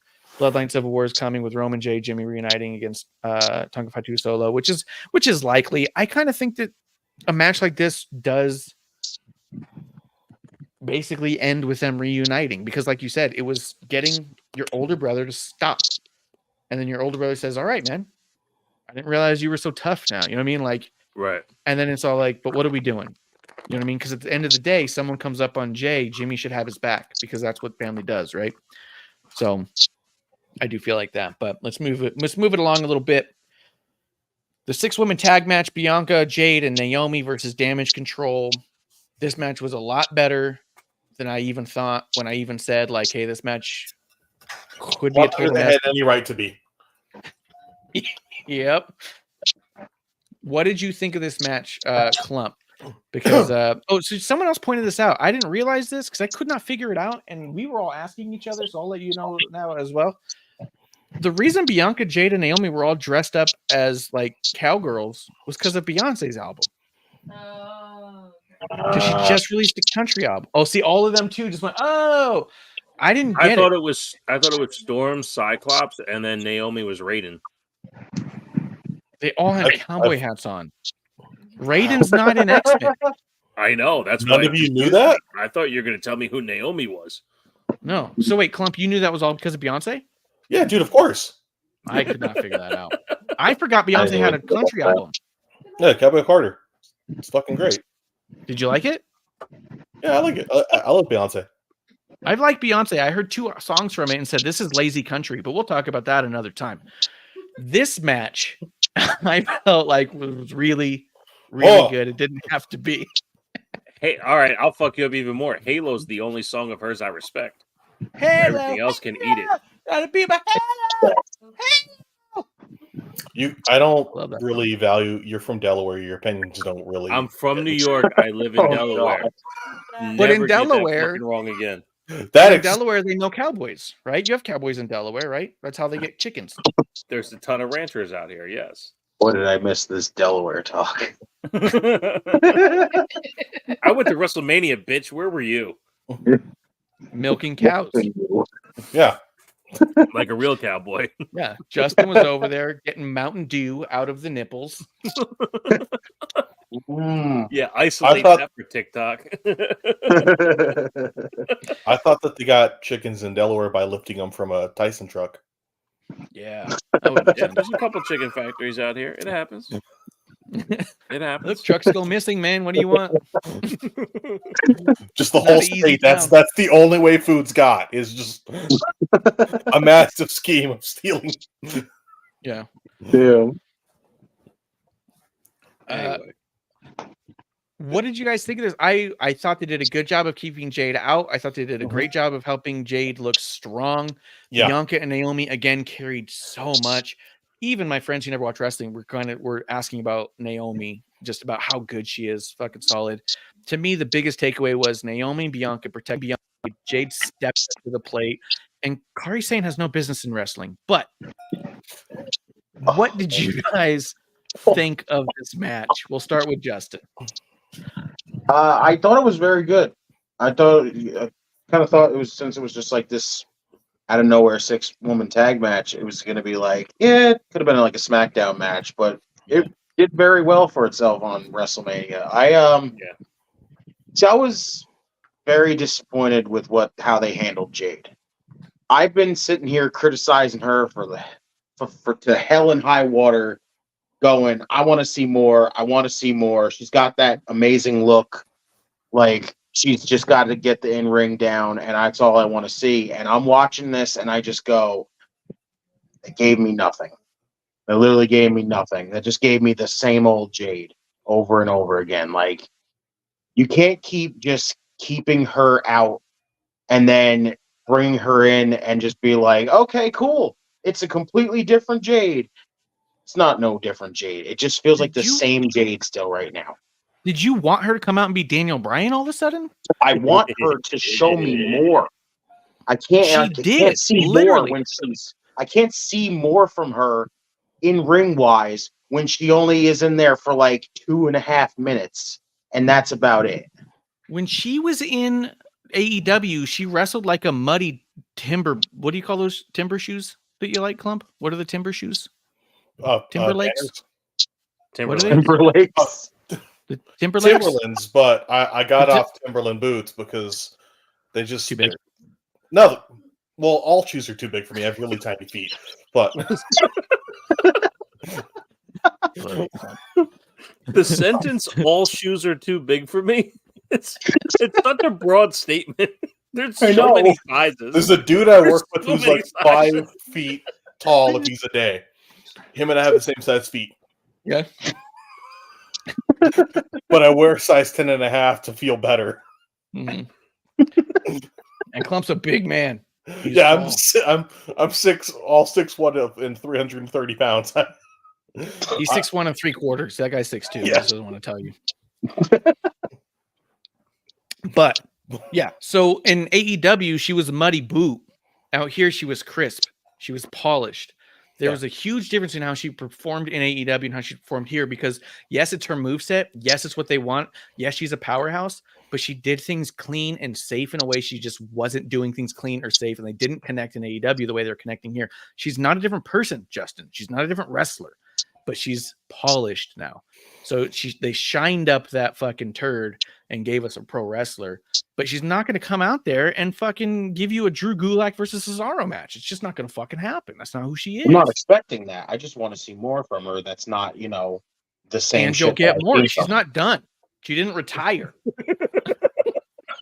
I'm not saying she's retiring. I'm just saying the way they keep presenting her is her presentation is up here, but when she gets in the ring, it's like here still. And they left you wanting more because you walked away saying, I want to see more. They didn't give me enough. So that's the win. Yeah, and then they put her in the ring multiple other times so far, and they still haven't given me enough. Perfect. Keep coming back for more. Chelsea Green has been the MVP of Jade Cargill's in-ring action. Because if it was anyone else, Jade Cargill would have killed somebody with those boots. Yes. I agree with Justin post WrestleMania. I agree with you, Marsh, during WrestleMania. I think Justin's not giving enough credit to the WrestleMania match. I thought it was fantastic. We talked about it being like the serve you up a WrestleMania like attraction match, and I don't even think this one was it. I think it was the ladder match. I think this was just a quality WrestleMania match, something that deserved its spot and did very well for where it was. So, yeah. Kari Sane doesn't know how to sell to save her fucking life. Joseph does say in the chat, Asuka not having WrestleMania win at this point is criminal, which is true because she should have won against Charlotte in the first match. There was no fucking business losing to Charlotte ever. How about we work an arm and you tap out to a knee against you're undefeated. Your arm gets worked the whole match and then tap out to a knee. Go fuck yourself. Asuka should have won that match. Yeah. Yeah, there's a lot of Asuka should have wons. Everyone blames the Brock Roman ending of that ruining WrestleMania. When that finish happened in WrestleMania, Asuka versus Charlotte, I was out. I was like, I'm done. I think it was like the second or third match on the card. Yep. Like nothing got me back. Because they had that awesome triple threat ladder match to open it, right? Like it was Seth, Yeah, but then Seth Miz, won, and Seth didn't need the win. He'd already had a That's bunch of also Mania true. moments. That should have been Yeah. Finn Balor should have Finn. won that Yeah, one. should have been Finn. Yeah. And then Wait, that's was when fucking AJ and Shinsuke had a fucking Rochambeau for the title. Yeah. And there's no reason why fucking Shinsuke shouldn't have won that, or AJ could have won it even. Why'd they have to kick Yeah. each other in the nuts till they burst, you know? Yeah. Like, no. there was a Yeah, lot of they- fucked up finishes in that. That might be bottom 5 WrestleMania of all time. It's my single most hated Mania. Let I me was guess. supposed to Oh go. yeah, it's New Orleans. Yeah. Yes. New Orleans Yep. too. No. So was it 33? I think 34. was Fuck that show. 34. It was 34, yeah, because 33 was a really good one. That's where Bailey won in And, that. yeah, triple threat. 32 was Dallas. 33 was Orlando. Yeah. Yeah, And then 34 was New 34 Orleans. was- Yeah. Yeah, and I was supposed to go with Kev, and we were watching it at his house. And after every match, we were like, kind of glad I wasn't there for that. By the end of the show, we went, thank God we didn't pay money for this. Fuck. Like, it was that bad that we were just like fucking hated it. So, but sorry, yeah. Yeah, there was so a whole Asuka lot of- should have won. Asuka should have won there. But she shouldn't have won here, you know? Yeah. But, you know, whatever. And misting Kyrie Sane, I wish that came off a little bit better. Like it got all over her face, but you didn't see it come out of her mouth. It was really No. weird. They missed the shot entirely, and Kari Sane doesn't know how to sell fucking anything. Go ahead, Clump. Exactly. Yeah. I was like, oh yeah, she hit, and I was like in my head, like putting through like theories, like maybe Japanese women are immune to the mist. I don't know. You know, maybe. Yeah. Dude, I was getting that would be wrestling great races. storytelling. No, that'd be great storytelling. It's like Samoans headbutting each other, right? Oh, yeah. Yeah. Dude, how That'd be great would fucking that be? cool. Yeah, If it was all just inoculated kinda that like- birth from the mist. Fuck yeah. That'd be great. Could you imagine that? Little fucking raindrop or whatever pops up on the side of her head. Yes, it would be a tinge racist, but also if you do it respectfully, then it's just like a proper stereotype. You know? Yeah, positive racism. Yeah. I really admire how the poison mist from my wrestle shows doesn't hurt your people. Dude, honestly, it's the only thing I don't like about Roman's wrestling. He sells headbutts. Like, Mhm. if you are Samoan tribal chief, then you have the thickest skull of all time. Do not sell headbutts. You should be using a headbutt as a finisher. Not Which the also- head shrinkers were phenomenal at that. They would get a headbutt and then just stand straight up. And I thought it was the coolest thing as a kid. Shouts to WrestleMania 9, which is better than 34. I want to know what you guys thought about Sami Zayn versus Gunther. I said it going into this match. As much as I love Sami and wanted to win everything ever, I don't understand the point of Sami winning here. I don't understand the point of Gunther having this match here. This should have been Gable's match to have and to win. On the other side, when we get to Raw, Sami did win. Sami has his match with Gable. Then he beats Gable. Gable turns heel on Sami. And I'm still left thinking, what the fuck is the point of this? If Gable overcomes Sami, what the fuck are we doing? Because I don't get, I love Sami and I always want him to win and I always want to be champion. This was Gable's match to win. They even had Gable's story. Sami's going out there and he's telling his family, don't cry. Don't put the kid out there. I don't care if I lose. That was Gable's story. That was never Sami's story. They shot the camera on Gable's kids crying when he lost to Gunther. They literally stole Gable's family from this. Like, I don't understand at all what the fuck we're doing here. At the end of it, Sami wins. I say hooray because I love Sami, but I also look at everyone like, yeah, I don't see the point though. I just don't. And after Raw, I go, this was a terrible move. Raw made it seem even like a worse move that Gable didn't win, you know? If Sami's a transitional champion for Gable, then Gable got fucked. 1000%, because even if Gable goes, you stole my story, you stole my family, and that's why I'm turning on you. You're taking the thievery and brushing that aside and using the betrayal Gable as the bigger ethical complex, right? Yeah. Like, because there's still an ethical lack of morality for Sami stealing Gable's story, right? Like, that's ethically not cool too. But Gable being fed up and pissed off that happened, like, that's the second thing that happened. The first one is Sami stealing my shit. You know, like, well, he stole from me, so I fucked him up. You're gonna boo me because he stole from me? Yeah. Like, that's where you're right. Like, absolutely. Like, So that wise, like, I agree. This was Gable's moment. Why give it to Sammy? Sammy main evented and won last year. Didn't need to happen. And you don't need Sammy to get Gable over, because part of Gable losing that match is it felt like he was going to win and the crowd was behind him. Yes. Gable got over on his own. They were both poised and they're both made. Yes. But my biggest problem with the match, Sammy versus Gunther, besides all the story and bullshit, Gunther lost because he was more worried about talking shit to the wife than actually losing in a wrestling match. Sammy, yeah, exactly. Sammy won by Gunther being out of character because he did too well at beating the fuck out of Sammy that he had enough time to talk shit on the wife. But they made it like, oh, he's not paying to it. Sammy's hulking up and all this bullshit. No, if Gunther stayed on him, it's a wrap. It's like a 17-minute match tops. But they probably went like 24 with all the hulking up and Gunther being distracted. Gunther being distracted was my biggest fucking problem. He holds that match sacred, and they took that away from him at WrestleMania, and that's bullshit. Yeah, I agree with that. Justin, what'd you think? You love it? I don't even know what else to say now. Everyone just said everything that I was going to say right now. Like, straight up. You could just say Bishop was right. He loves it when you do that. No, I'm just saying everyone just literally said the same everything that I was going to just say. Yeah, but he loves it when you say he's right. I'm not going to tell him he's right because admitting he's right. I know he does. If I'm not mistaken, if I scroll Twitter, Justin might have been the first one to say it. If Justin, if you tell Bishop he was right, you're going to see the back of Clump's head get hit. You know what I mean? Like, he just will get that excited. He'll just, you know. It's because I'm gonna get hard. That's what that would be. That's a wiener thing, Justin.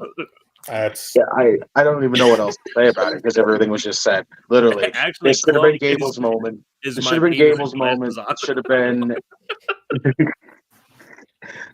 easily, like you said, this should have been Gable's moment. They were basically telling a story the entire time. And again, I love Sammy too, but this made no sense having him tell Gable's story through him. And basically now just taking Gable's story and going, hey, listen, it's cool that you wanted revenge. It's cool that you wanted to, like redeem yourself over and do it for your daughter and do it for yourself. But we got Sami Zayn, so fuck you at this point. Like, it's just bullshit how everything went down. Like, you had the story right there that said, listen, Gable did it all himself, that he was the guy to do it. And that was it. Sammy already had his moment last year. Sammy's already had the Intercontinental title before. It just didn't make any sense to do it and put it on Sammy when you had the story right there. And I think it made it worse by having Gable train Sammy. And I like Gable a lot. And Joseph makes a good point. Gable as a wrestling machine heel will be fun. He will be fun. But he's a better babyface because people fucking love him already. And he still has you got to have him win matches, though, because he's lost a lot. Even my friends who were watching, when Gable came out, they went and started talking in the back. At a certain point, they went, ooh, do none of them have to learn how to act? And I was all like, look, most of them do. But you're right, Gable's corny. Because Gable was delivering lines like, oh, Sammy, before you go, just remember me. And you're like, why is he fucking doing that? Like, that's how he was performing in a way where he's kind of like, no one does that. What are you doing? Like, it was corny. But I still wanted to Gable be in the match. Go ahead, Clump. Gable's acting does remind me of bad porn. As you lay there sideways. Not like bad. Clump's like, as I'm scrolling, I'm seeing a lot of things that remind me of Gable's acting. Oh shit! I'll just forward you this one real quick. It's already up. But yeah, he had that weird bad porn acting. Yeah, it was you got this. I'm never gonna look at Gable the same way now to that. Also, who ordered the hot sausage pizza? To be fair, he's got the body for it. Yeah, he's pretty good. My God. He's got the body for it. I mean, We don't need to have start another who's got the biggest dick wrestling thing that happened a few years ago. We're good. I didn't That's say true. he did. I'm just saying he's got a body for it. He's jacked. You know what I mean? Yeah, he I didn't mean, say he most had the part for it. He said he had the Yeah. body for it. I don't know what kind of heat he's packing. You know, There I don't will know now if be Star somebody Spangled on Over his Reddit banner, who you know will what I'm do like a 30-image investigation. I'm never going to be able to escape the thought of Gable getting done with that kind of shit and then walking out of the room and going, "Thank you." Like, Gable finishes and just goes, "Thank you." She starts Somebody's talking. getting a little bit loud. Shoosh. Shoosh. Shoosh. Shoosh, please. Shoosh, please. Joseph says they basically stole the story from Rocky 3 just because it was in Philadelphia. Maybe. Yes. I didn't really watch Rocky 3, so. Just build the whole underdog story. Give it the. I mean, the only thing they didn't have him do was punching beef in the freezer. But then again, Yeah. Gable's probably punching beef in a movie. You know what I'm saying? Yeah, Gable's a beef puncher. He's a beef puncher, that guy. Looks like type of dude. now it Bunch gets of to be beef. perk angle without the perk. Yeah. There you go. Yeah, I mean, I don't know. It just didn't have to be the way that it went, but it was what it was. Let's talk main event. And by the way, Bishop, you were there. Is there anything about being in the audience for any of the matches we've talked about thus far that you felt was specific that you wanted to note? No, to be honest, I think it being so cold, everything translated the same way in person as it did on TV. See, and here was the other part. When I said that the crowd was dead for Bria Becky, it was because they were definitively not dead for matches later on. You could hear them. And when the person who told me, no, the crowd was super into it, it was that same thing you and I've talked about before, where it's all like, you can't say it didn't translate on TV when every other match translates on TV, right? There's a certain point where you go, okay, did they just not figure out the levels yet? Which is maybe. That's that's part of it too. As soon as you said it, I was like, that's the benefit of having a kickoff show match, have the crowd prepared for action. Because I think Ray and Becky absolutely set the tone. And then what was next, right? The ladder match. So you go from structured match to car crash, and the car crash was a pretty solid car crash. It was whoa, whoa, whoa, whoa, and whoa. So you really had an opportunity to get the juices flowing. So I do think it would have been funny. I was hoping during that match that when Waller and Theory won, that they would have walked away. Yeah. Kind of fucking. Yeah. We got belts. What else do we need? I mean, that's I guess you can, Well, let me ask you, because we didn't necessarily talk, do you think that as a concept was a good idea? We kind of glossed over it, but yeah, it did, and it didn't feel forced either. It wasn't like, oh, they're absolutely going to be split. So it just felt like, oh shit, they're split now. Yeah, desperately. They desperately needed to do that. And when I saw both titles hanging up there, I said, okay, good, fine. I don't know if I think it's brilliant, but it worked. It made sense. It's wrestling logic. I didn't need a whole lot more else. You know what I mean? Right. But it didn't feel forced, and it didn't feel like just because they won, we have to get them away either, though. So because it also felt like if they were to try to remain unified, would you really hang them all four up on one thing and say, get all four off real quick? That wouldn't make as much sense. Right. It actually felt like by saying we're going to do a ladder match, felt like, well, naturally you'd put one set and one setup. Even if they're really close, you wouldn't hang all four together. Just wouldn't. Right. I just don't fucking feel it. Or this would be the opportunity to introduce a unified belt and hang that. Yes. And hang the unified up top. Yeah. For sure, but they didn't do that. They weren't going to do that. But this would have been the moment. You're either I just splitting thought it came off unified. really well. I thought they did a good job at that whole match story of it. It didn't.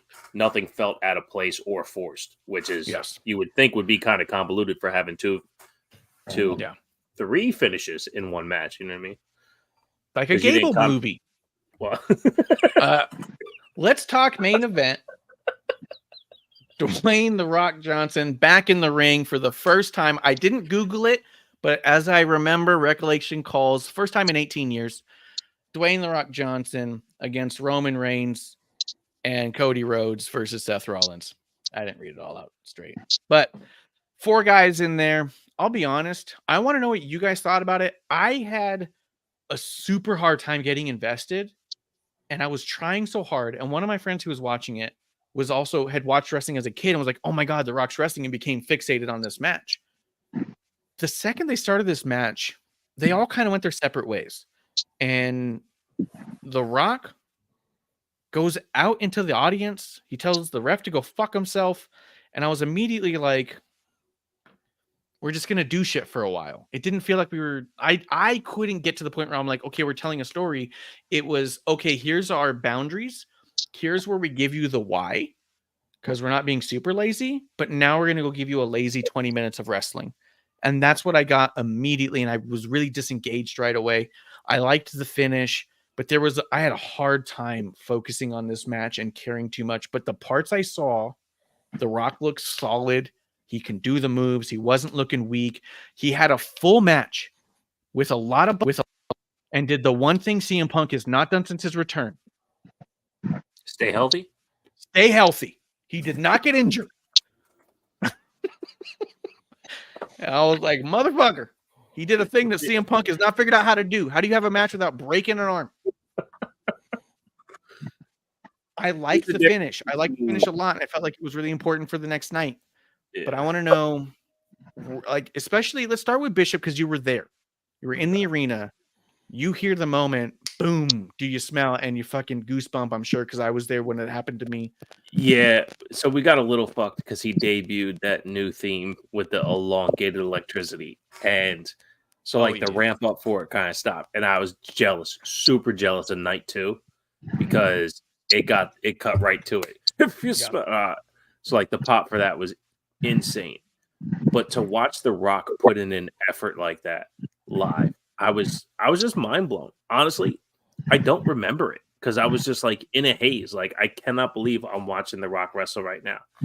And to your point, there's a big difference between lazy storytelling and lazy wrestling, because those motherfuckers went out there and did some shit. So when you said lazy, I took kind of offense to that because they went after it. But the storytelling wise, they did do the old school Attitude Era thing where, oh, you want us to do 30 minutes? Got you.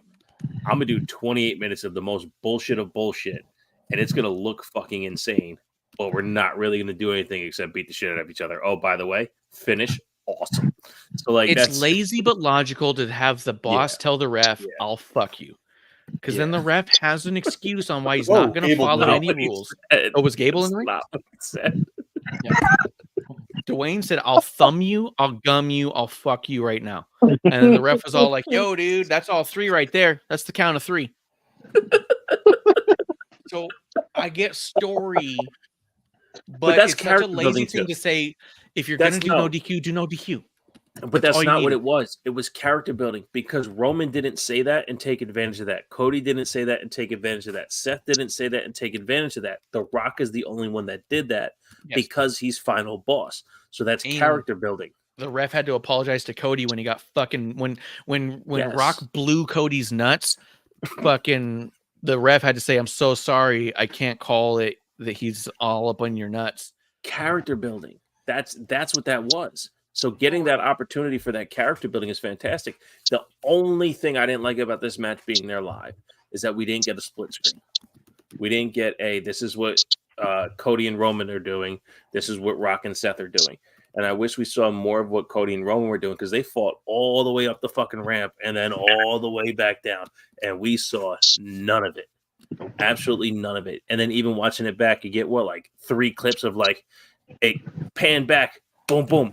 Then over to Seth and Rock. So, but I thought it was absolutely incredible to watch The Rock give a shit, absolutely give a shit. You know, he number one, Jesus Christ, the physique on this guy.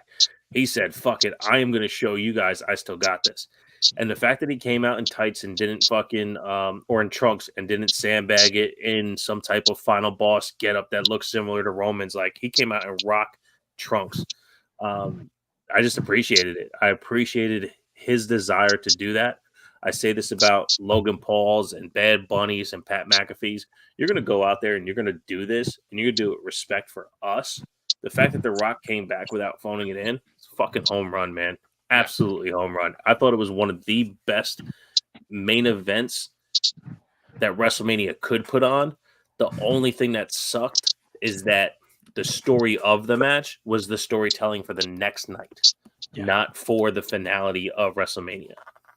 Yeah, and I even asked you at the time, hey, do you know how many WrestleManias The Rock has won? And you looked it up.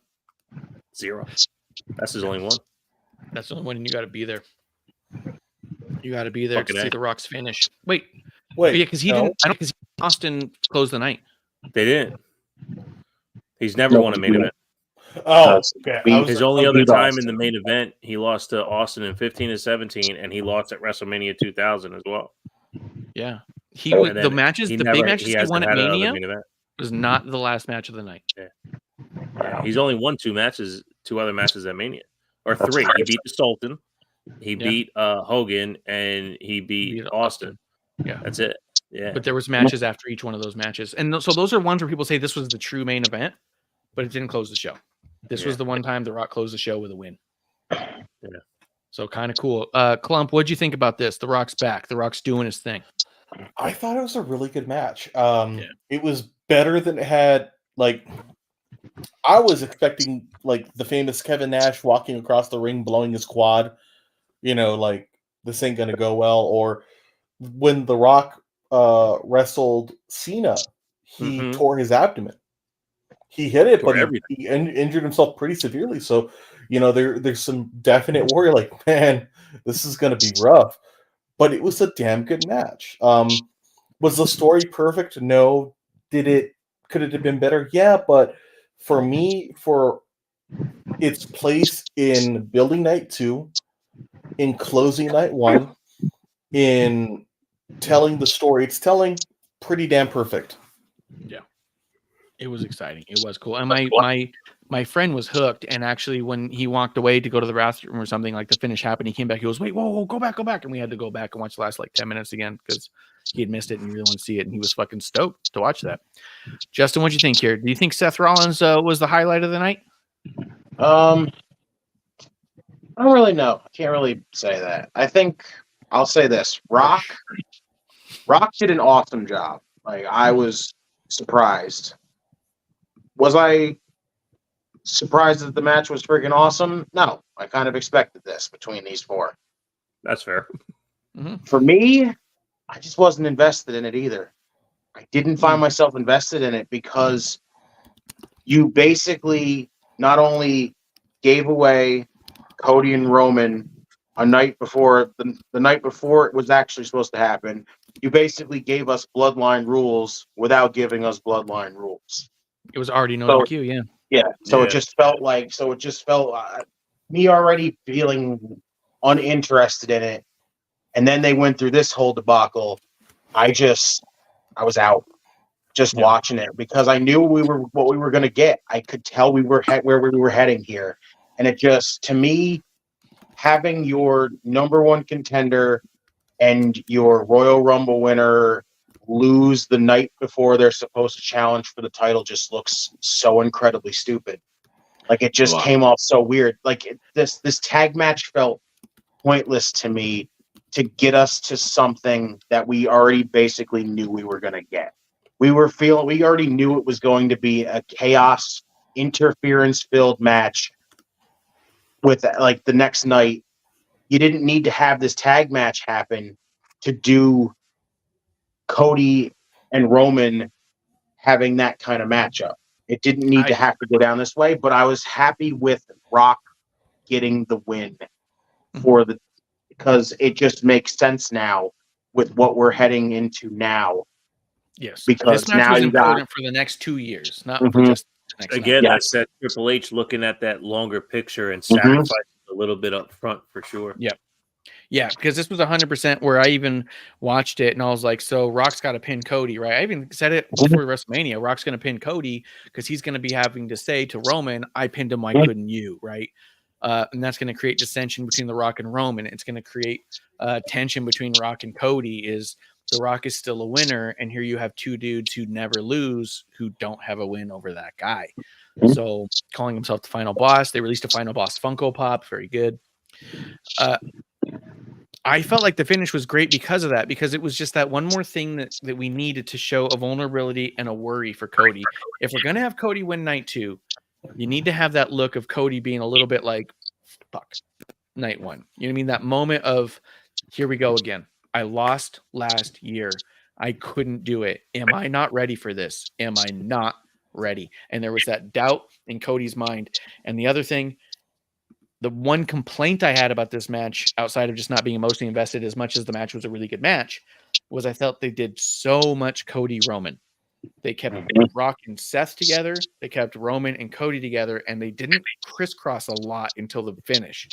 And I even messaged Bishop while you were there. I said, "Is this a little bit too much Rock and Cody, or a little too much Roman and Cody before we have a Roman Cody match? Like, this felt a little bit too much like we're getting it too much up front." When you walked away, we didn't even see that in studio or like in the event. We didn't see that on the screen. We saw Rock and Seth going through the crowd. We didn't even see the Roman Cody stuff. So like, I didn't get to see Roman Cody because they didn't do it. You know? Yeah. In ring wise, I mean, I don't know. I thought they did a hell of a job. I was mostly disappointed off the fact that they basically gave us night 2 on night 1. It was just disappointing watching that. A lot of this wrestling is tricky, especially for us older folks who've been watching for so long, right? There's only so much new they can show us. And when it comes to some particular stories, there's only so much we can get invested. And then, you know, I guess that's kind of what's happened here is that we got fed so much of all of this for so long that when something just doesn't feel right, like I get actually why people are more upset with this match than Jay versus Jimmy. You know what I mean? Yeah. Yeah. But even then, I feel like there's 2 types of predictable, right? There's predictable in, oh no, they're going to fuck it up and this is how they're going to fuck it up. And then there is the, oh my God, they're going to do this because it would be beautiful to do this. And I do feel like a lot of this WrestleMania was predictable because it was the right move. Where I think that some places do a lot of predictable because it's just obvious what you're doing and it doesn't feel special, right? This felt like they're going to give us something special. And that's why this thing is about to happen. You know what I mean? Speaking of night 2, I mean, I don't know about. I feel like that we've talked a little bit about the aftermath stuff because I don't feel like the fucking Raw or SmackDown had a lot of meat to it. It was just good stuff happening, and felt like you said a reset. They even advertisers going to do a draft. It feels a lot like, hey, this is Triple H, and this is the Triple H era. This is how Triple H does things, and he does things really slow. So I saw some people complaining about Cody, saying that he's had pretty repetitive or boring promos the last couple times we've seen him. And all I'm thinking is he's in a fucking static state, just the way that I was telling you 4 months ago that Roman promos were all static because we're just waiting. Cody's in a holding pattern because they're going somewhere, but not yet. Just the same way that Roman was in a holding pattern because they didn't have The Rock yet. Between Sammy leaving and The Rock showing up, is missable Roman Reigns TV. It was just static to get to the next big thing we're doing. Cody has just started his thing, and now we're waiting for something to happen. And that's all there is to it. And I think that it's a little too soon to say that all of his promos are boring. It's a little unfair to pretend like they're not playing the slow game, you know? I think a lot of people are just super kicking just blast off, and that's the thing. Yeah. Jey Uso super kicking Roman Reigns is one of the best segments on TV. So you can't really gloss over that when you say from Sammy to Rock is missable. Yeah. No, Roman was missable, not Jey. Jey was must watch. Roman was missable. Roman had a single promo that you couldn't miss. Everyone around him was doing great work. He was just showing up to work. Well, and that's the strength. That's the strength of the character. So that's. You know, that's what I said before I got fired too. It was the strength of me as an employee. I can just show up and everyone works around me. And that's my problem with Cody is that he just shows up, but nobody works around him. Okay. What are you talking about? He's already shown that he will show up more than Roman. You're such a fucking pest, bro. You are such a pest. We've seen Cody more as champion already than we saw Roman all year. Yeah.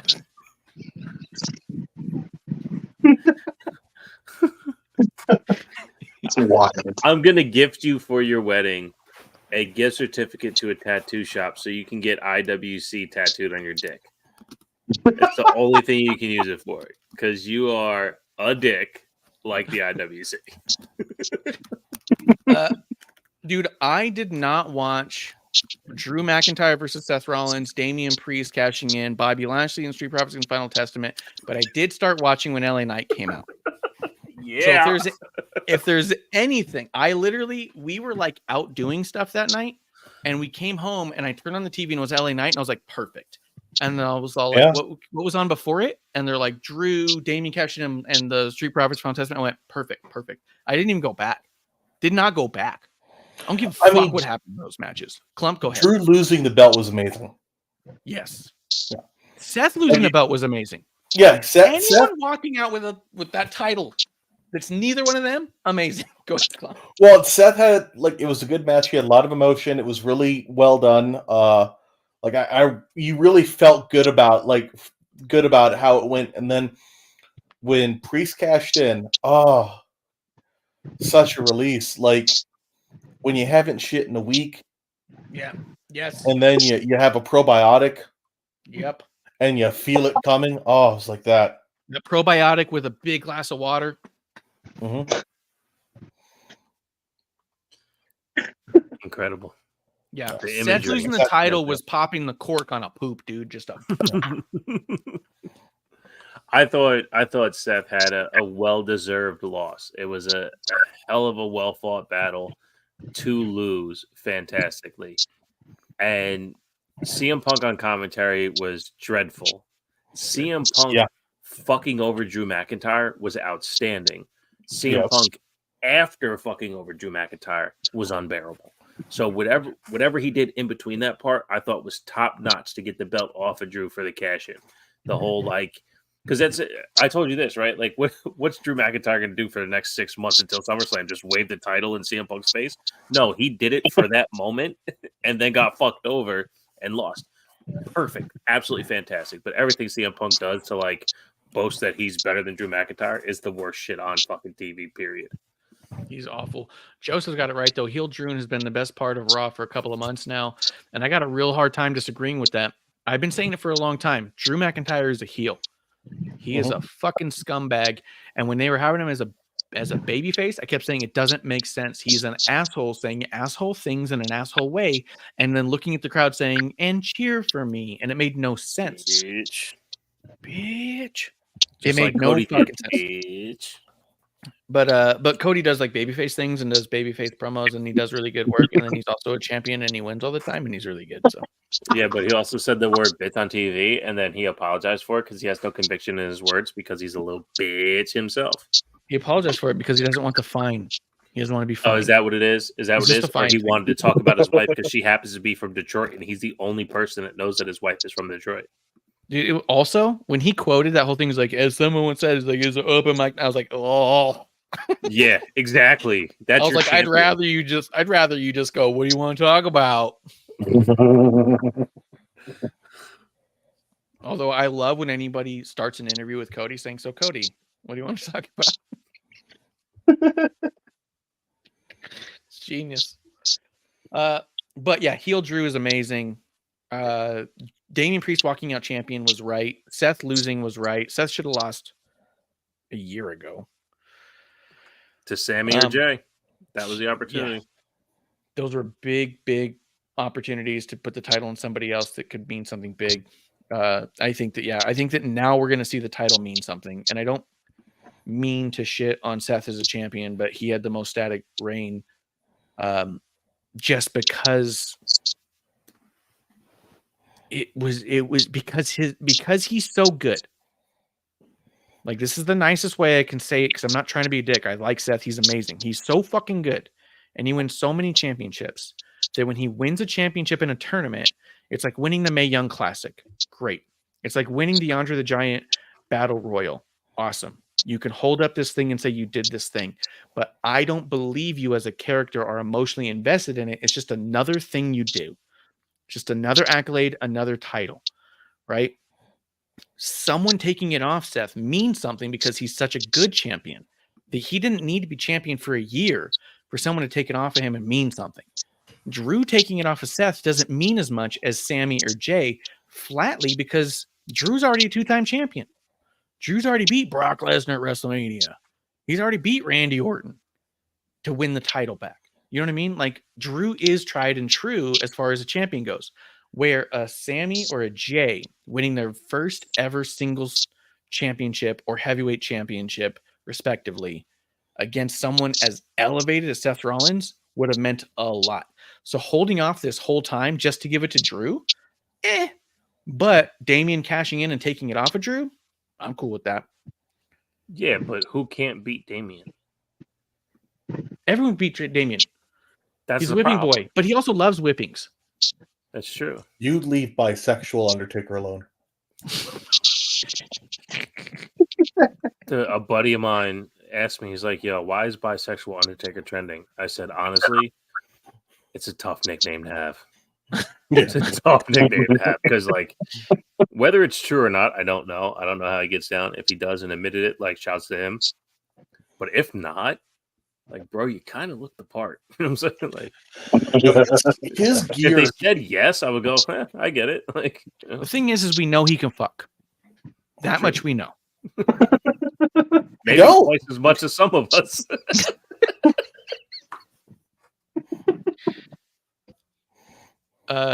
Joseph says Priest is a transitional champion, in my opinion. I expect Drew to regain the title at CATC. Clash at the Castle. Clash the Clash Castle, at the yeah. Castle? Oh, maybe, probably. I mean, Drew was a transitional champion. Mm-hmm. Transitional champion is also a goofy thing. You know what I mean? Like, you're not a champion. Yeah. And if you're a significant part in a bigger story, that's not a knock. I'm not trying to downplay what Joseph's saying, but I do feel like Priest is champion right now, but he doesn't feel like the star of the story. No, I'll give you that. Yeah.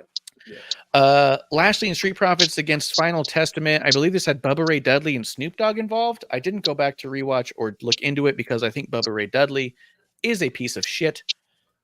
Close your eyes and listen. That's Go it. ahead. Just put the match on, close your eyes, and just listen to commentary. This Snoop is all- was on commentary. Oh, That sounds.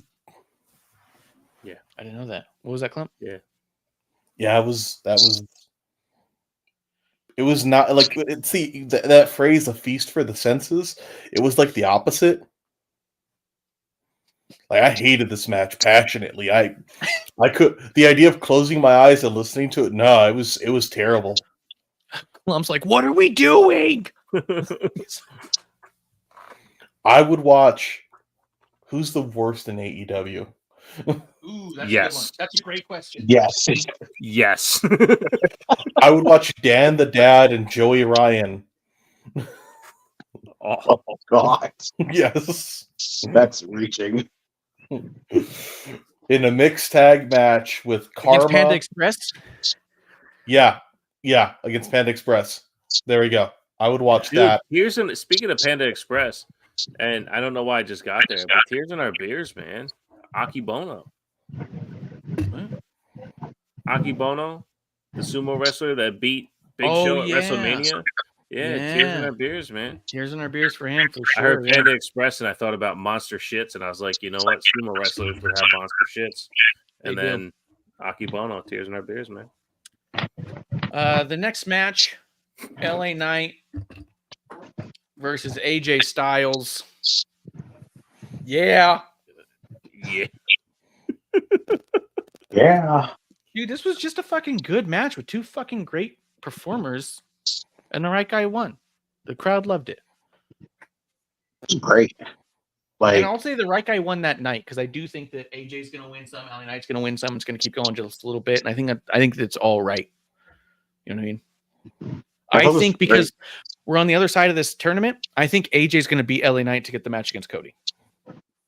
I don't think it's going to be LA versus Cody. I don't think you want those two big baby faces against each other right now. oh, And I think that will also be the right move. But I felt like LA Knight getting a win at WrestleMania against AJ Styles, fucking cool in a fucking great match. yes, it was great. Like you said it yourself. The right guy went over. LA Knight going over. AJ Yeah. feels like he's in that period of his career where he's like, I'm gonna start putting some people over here, and that's what's the best thing right now with AJ. As much as we all would love to see him get another title run one more time, Yes. one more before because we don't even know how close it could be before he hangs up the boots, and that's gonna be some shitty friggin' times when AJ Styles hangs up the boots. But I think this sets up LA Knight for something going forward. And AJ has to be the one to face Cody. I think that just makes more sense right now. It's gonna be cool. And it's a believable loss. It's a believable loss too. Like and maybe it can give some of that in-ring adversity that I just die for when it comes to Cody, right? Like a fucking the calf crusher on him for fucking way too long, but it's AJ Styles' frustration that makes him lose to Cody. You know what I mean? Yeah. Like, yeah. But dude, that fucking Avalanche Styles clash, so fucking wild. onto Kevin Owens to roll over the top, like it's just incredible. Are you talking about the United States match? Logan Paul and Randy Orton, Kevin Owens? No, I'm talking about the AJ Styles, Rey Mysterio versus Kevin Owens. Oh yeah. When he did that, I was like, Jesus Christ. Yeah. Like just to do that to Rey Mysterio to fucking flip it was nuts. It was nuts. But it's a beautiful thing. Anyway. Anything you guys want to say about LA Knight and AJ? No, it's a great match. Just fucking awesome that it happened. Yeah. United States Championship match, Logan Paul, Randy Orton, Kevin Owens. I don't have much to say about this match. I thought it was really well done. I was surprised that Logan Paul retained. And that's kind of how I felt about it. Yeah, I think it was a fantastic match ruined by the ending. Mm-hmm. I think the title could have gone to anyone else, and it would have meant a lot, and it would have been really cool. That said, I mean, you can't knock a bad match, though. I don't know. Like, part of me, like, if you were to like tell me that Logan Paul has something in his contract that he needs to have a belt, I would honestly say, yeah, I could see that at this point. And I'll be honest, dude. Randy Orton, Kevin Owens, or Logan Paul are all kind of like the same U.S. champion to me. Any three of them could have won. So that's why I was surprised Logan Paul won, but I wasn't like pissed or thought that ruined it. I just went, oh, okay, so that's who they chose. I don't think they could have had a winner that would have made me go, oh my God. I think no matter who won, I was gonna be like, oh, okay. You know, I was thinking about it. Logan Paul's persona is so good at just being a dick, right? Yeah. So him winning all the time, he benefits from. But losing where he doesn't get pinned is even better for his character. It's even better for his character, and he could just move on. Yeah. I lose a match where I just get pinned for no reason, or I lose the belt for not even getting pinned. I'm out of this. I'm moving on. Because like, how else do you take? You're not going to have him lose. He's too good. I don't know. He lost almost all of his matches up to now. It's like this is his first win. No, I get that. But like, no, he beat Ricochet. He beat Rey Mysterio. He kind of. No, he literally did. That's how he has. Well, I mean, a lot of cheating. Well, yeah. I meant like lose. Anyway, the only thing I don't like about the Logan Paul of it all is you got to switch up the gimmick. I don't care who you put in the fucking prime bottle. You know what I mean? Like, just stop. Guy, yeah. As soon as the prime bottle came out, I was like, oh, are they doing KSI again? Is he in the bottle now? Yeah. I thought it was too, to be honest with you. Yeah. The only pop would be his brother, right? Because his brother's about to fight Mike Tyson. So like, hey, if his brother had taken that RKO that freaking Ice Show Speed took at Mania, damn. Yeah, that'd be cool. Do you think his brother's going to beat up Mike Tyson? Fuck no. Hell no. I think Mike Tyson's a bitch. I mean, I honestly think Logan winning was the right decision. I think this is your way. This is your way to set up LA Knight. This is how you set up LA Knight to face Logan Paul. Right here. You can get the title there. SummerSlam, that'd be sick. Yeah, that's why I think Logan winning was the right decision to make. Because it just Randy, it would have been cool to see him win the US title again. But again, I think you're getting more beneficial. Even KO, if we were getting the United States of Owens again, that would have been awesome. Yeah. But you know what? You're setting up somebody that absolutely should be winning a title right now in LA Knight. I guess Logan Paul. LA Knight beat Logan Paul in Cleveland. Yeah, that's the way to go. Fucking sick. Let's talk Bailey against Io Sky. This was just fucking Marsh, fantastic. take it away. Stand away. Go for it. There's not even like, I don't even know if there's a lot to say about it. Like, it was better than I expected, and I thought it would be a good match. And I thought they worked perfectly together. I thought it was fucking phenomenal. Seeing Bailey win a title that way was really cool. I've said it before. Everyone talks about how she doesn't have a WrestleMania moment, and I just think that that's a lie. It's just dishonest. She's the only woman to retain a title at WrestleMania. The first woman to do it ever, and the first one to do it multiple times. She goes in as champion and walks out as champion, and other women don't. But Rhea did this year. Rhea did this year. Finally, right? But other than that, it's been Bailey this whole time. So to say that Bailey didn't have a moment, when Bailey retained the first time, that was a moment. She was crying at 33. It was a massive moment because she walked in as champion, walked out as champion, and in the history of wrestling in WWE, that's never happened. A woman never walked in as champion and walked out as champion. The closest you get is Charlotte when they went from Diva's belt to the women's title belt, but they don't count it because it was a different title, right? Whatever. I'm okay with fudging the numbers against Charlotte because they always fucking lie about how many times she's held the title to begin with. So fuck her. But Bailey actually walking in without a championship and walking out with one was really cool to see. It was really cool to see how important it looked like it was to her. But also the match I just thought was fucking great. It was just a good match. And she was wearing blue and gold, which was our wedding colors. So I think she put on gear for us, for my wedding. We picked blue and gold. She picked blue and gold. For that. Yeah. So now her WrestleMania gear is my wedding gear. Look at that. It's perfect. Did you win the auction? They had an auction? Like, come on. For Bailey's wrestling gear at WrestleMania? They did not auction that. Did they auction that? I'm gonna see about their auction. Sometimes they auction shit off. Joseph, welcome to the dive bar of the IWC, where Io Sky is not underrated. I'm glad you're here to listen to these not so terrible wrestling takes. That's a weird thing to say. Io Sky is underrated. That doesn't make any sense. She's constantly talked about as being one of the single greatest wrestlers on the planet. Yeah. Even Bailey talks about how she thinks that Io's the greatest women's wrestler on the planet. He might just be on the wrong side of the IWC. I mean, half the takes he has, you can kind of see where he's coming from, and other takes you can see where he got them from. You know, that's a good point. Yeah, I think you're just talking to the wrong people, dude. The Bailey match. I love that Bailey looked like she was going strong style a little bit, which was a nice twist to see in there. They have a Bailey shirt that's tie dye, and it says the champ is out of control. So fucking great, so smart. That's all right, awesome. Keep going, Justin. Yeah, it was cool to see Bailey have resort to strong style. Like it felt like she was going way more stiff in there, and Io was able to, pull that out as well. And that's what it was. That's what I felt like made this match so good. Well, it was like having Bailey get the win, absolute right decision. Again, it's disappointing because Io's reign was kind of lackluster in her own right, but I don't think this is the last time she's going to hold the title. So if it's going to benefit Bailey, which she deserves that moment for sure, let's do it. What are the chances that Triple H, while he had some handcuffs on him, was just telling everyone behind the scenes, hey, just be patient, just be patient, just be patient.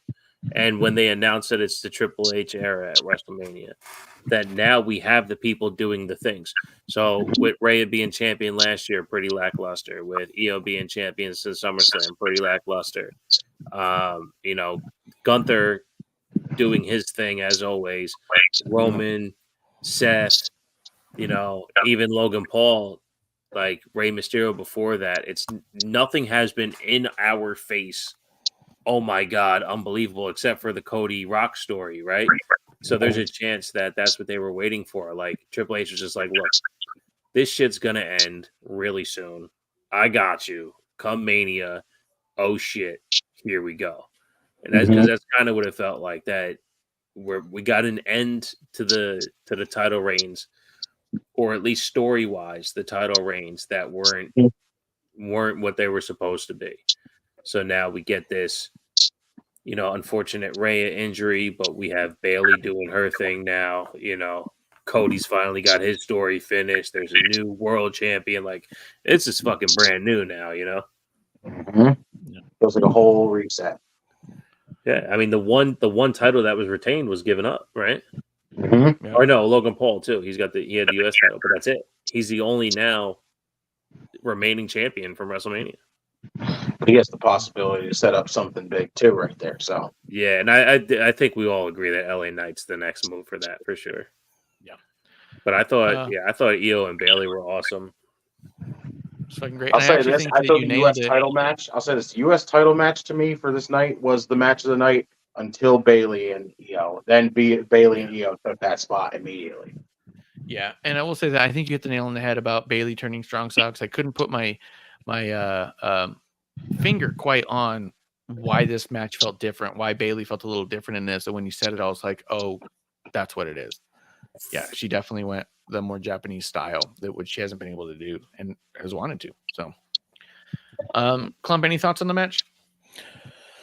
I think I told you this. I've always liked Bailey, but I never really gave account to how good they sell until this match. Their selling to me was the best of Mania. The way they sold like the knee over and over and over again was so good and consistent, and they held even and winning, and I was like, that's how you do it.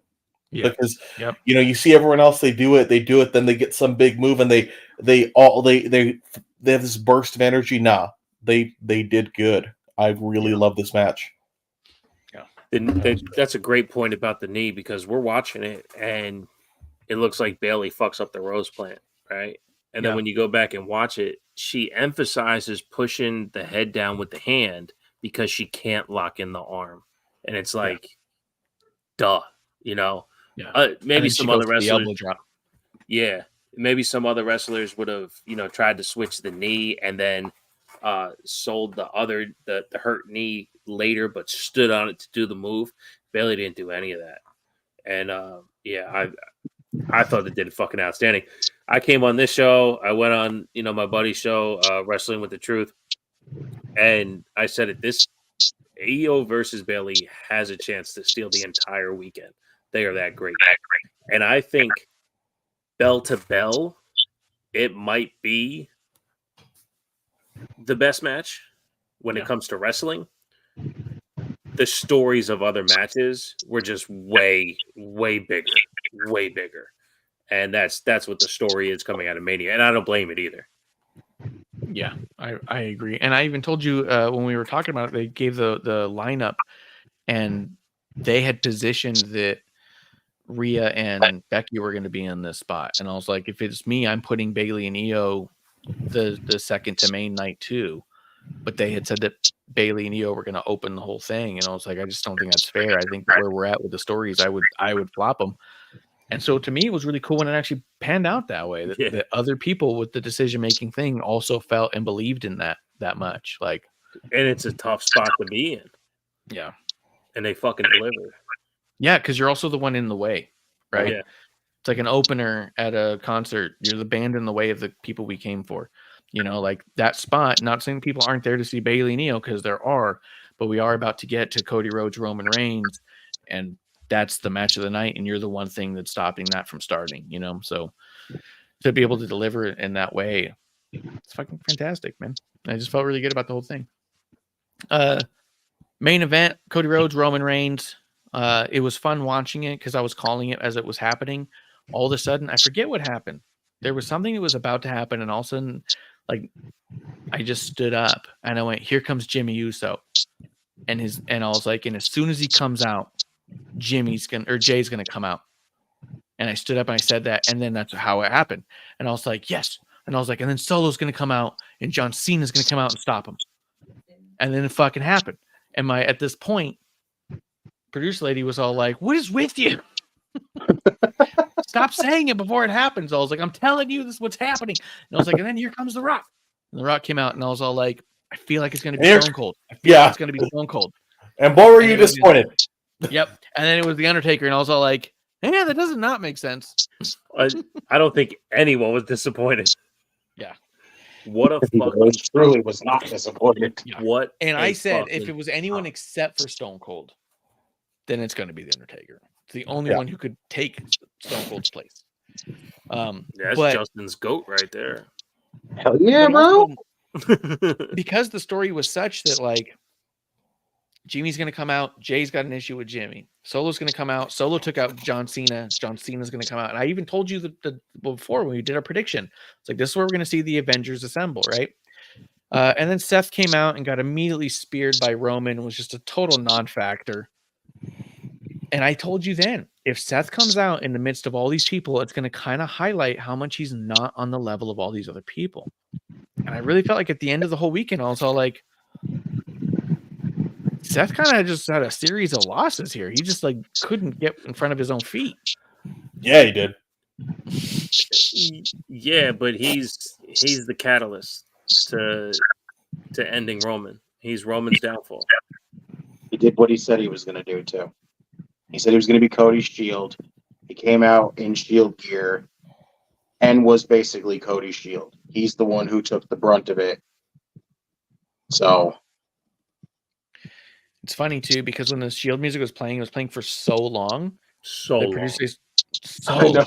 producers saw like, they're not going to bring out Dean, do you think? And I was like, there's just no way. And I was like, they're just taking forever to get Seth out. And I don't know why. And they did. It took forever to get Seth out, and Dean didn't Because he show can't up. And fucking move. He was half a cripple by that time. He got his Hey, ass I beat wonder the why night it took him so before. long. He went through a hell of a match earlier in the day. He had nothing left. yeah, that was probably it. But yeah, I mean, it was cool. It was a lot of fun. It was wrestling. Yes. It was so well done. And it was what we all wanted. Cody wins. He celebrates. Bruce Pritchard comes out. Hero amongst heroes. Triple H comes out. King of Kings. The right guy won. Roman Reigns can go play fucking goofy ass little fucking acting little gigs, which he's doing already. Like, we have a real champion, finally, for the first time in a long time. We have a real champion. Real fucking talker, real wrestler. Someone who knows how to get it done. Someone who knows how to be a man of the people. Someone who's willing to show up to work. You know what I mean? like, I'll say it, I thought it was basically perfection. To be Yeah. honest with you. Match, like, before all the interference and everything happened, I thought Cody and Roman were fucking killing it because the two of them, the chemistry the two of them have together in ring is insane. It's awesome. And then when the interference started showing up, you get Jimmy and you get Jay. You got their story intertwined, so that cancels that out. You got Solo come out. There comes Cena. There's that story of Solo took him out, so let's get that going. Cena takes out Solo. And then you get Rock. And I was just like, Rock and Cena. You got that story in there. And then I myself thought it was going to be Austin because they basically been teasing it. You know, Rock beats up Cody in a parking lot with a truck that has Cena and Austin in the background. You put Austin all over the Roman thing on A&E. Like, you're basically telling us, hey, we're going to get the glass shatter. We're going to get freaking chaos, and we're all going to lose our freaking minds. But you fucking give me Undertaker, I'm going to lose my shit because, like I said, that man's the greatest of all time, in my honest freaking opinion. And again, it makes sense. Rockin' Taker's history over the years. Roman beat Taker at WrestleMania. Taker's always had this like acquired like respect and love for Dusty Rhodes. Like it was the whole thing that was basically perfection. It was just story jumbled in one ball, and it was like perfect. Absolutely perfect. I thought so too, and I know that it was reported, and it usually means nothing, but there was like some sort of a thing about how basically it was supposed to be Austin, but they couldn't come to terms on something like money.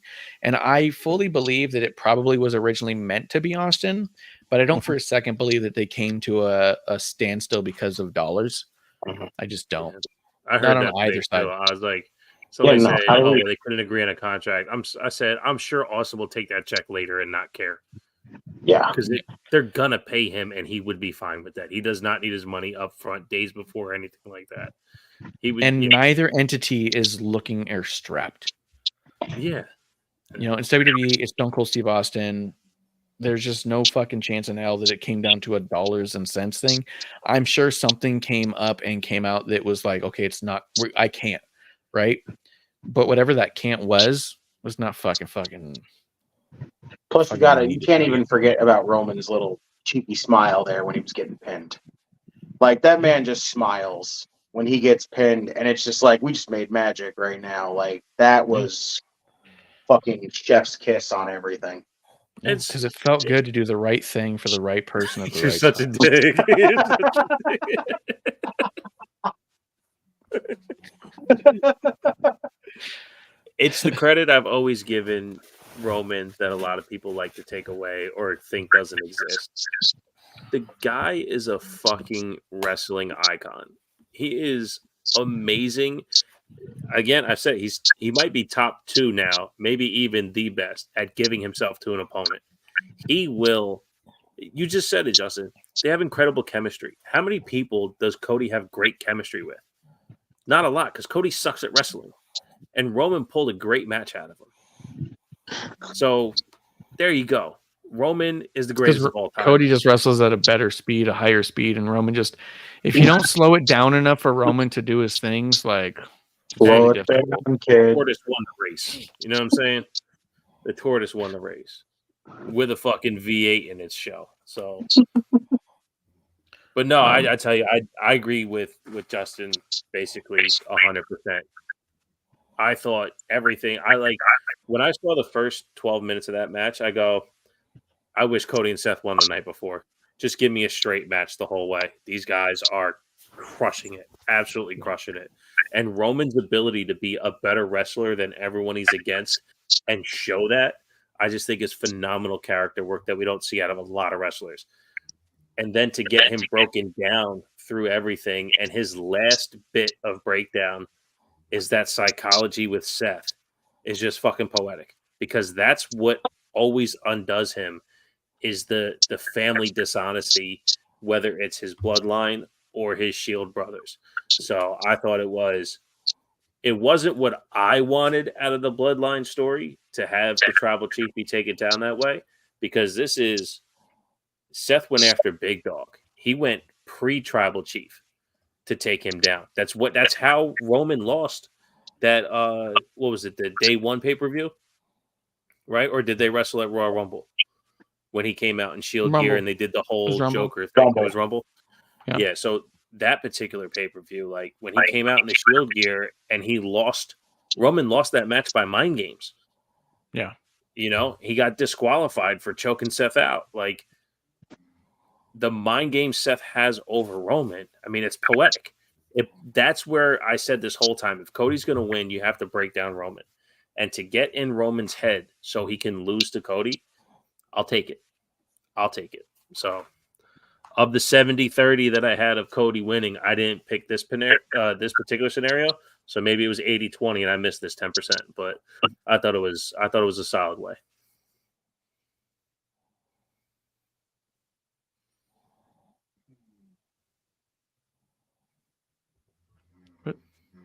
No one's got that was it. I thought you guys were gonna keep going on stuff. What was all that? I thought Clump was going next, so yeah, I thought Clump was up. What happened? I had to fart. Sorry. That does make sense. I do think that it was I agree with both the sentiments that they were perfect in that way, that delivery, that timing, like all of it. Just even as I was like, it's going to be this, it's going to be that, and it was happening in real time as I was calling it, was because it felt like that would be the most magical thing to do in this moment. Like, this is how it all comes together. This is what ultimate culmination looks like and feels like. And so, yeah, I just thought it was done perfectly. Where at the end of it, I wanted to see the press conference. I just wanted them to keep talking about it. I wanted them to keep living in it. God, Samantha Irvin cried when she announced it. When she was announcing the winner, we looked at each other. I was like, "Oh my God, she's crying." You could hear it in her voice. That shake. Before we saw the video, I saw the video. I cried right after watching her. I'm like, "Oh my God, Samantha, you're the best." And that's why I was like, she's one of us. Because she knows the right winner of these matches at the right time. She knew the best possible wrestler of all time won. She knew a new era of championship where a real champion would actually show up to work and be a champion and win. Without the help of a whole bunch of other fucking little doohickeys and dingleberries. And plus, Michael Cole just going finished the story during the count was like fucking epic. What got me was Cole crying when Yeah. Cody went up to him and hugged him, and Cole, you could see Cole was crying. It was like that's what finally broke me. It's like, damn it. I Elevated didn't storytelling. break. I didn't break until Samantha Irvin reintroduced him on Raw the next night. Mhm. And her ability to perform is what got me to break. But the entire fucking story, I loved the match, but when it was over, I was like, oh, okay. Because I knew what was coming. These next 3 promos we had out of Cody, this fucking copy and paste fucking a wartime overture. Overture. Yeah, that's how you do it. That's why you do it. That's how you would do it. Yeah. Yeah, that's how you would do it. A wartime perfection. overture. Yeah. Perfection. So, and in the same promo, quote your wife's shitty promo from a shitty organization, just because you're in Detroit. That was a weird move. Proud of him. Yeah, proud of him.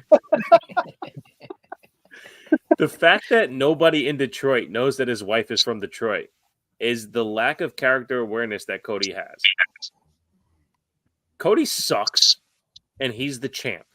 Okay, if you want the truth about Cody Rhodes, go over to the Terrible Wrestling Takes podcast, twtakes.podcast.com for all platforms, and hear my actual opinions on the first, my morning of after WrestleMania, before Raw even happened, and then my most recent episode after the SmackDown promo, which was god fucking awful. Check that out. Thank you, Marsh, for going to look it up. Do you not remember Roman's promos after he won last year? I do. Remember? I do. Yeah. Vividly? Yep. Yeah, because they were so Acknowledge poignant. me. And acknowledge me. Because I done smashed them all. I done thumbed them all. I done thumbed them all. Yep. I done throated them. Because he solidified characters. Who's left? He solidified his character. Ain't nobody left. Wait, which night was that? Was that after WrestleMania, or was that after every single person he ever beat ever? You're welcome. And what did the crowd do every time? They booed him. They put the ones up. No, they were sticking their fingers up into him. Fucking Roman finger puppets over here. Yeah. Again, I have no problem with Cody winning. Good luck. Good luck. Yeah, good luck being the top merch seller, top ticket mover. What? Over and over. Filling Sam up all Roberts these does fucking more arenas. downloads than me, and I'll take my podcast over his. Do you realize that the last 2 weeks on Raw, they had to reduce the set? Do you remember the last time it's ever happened?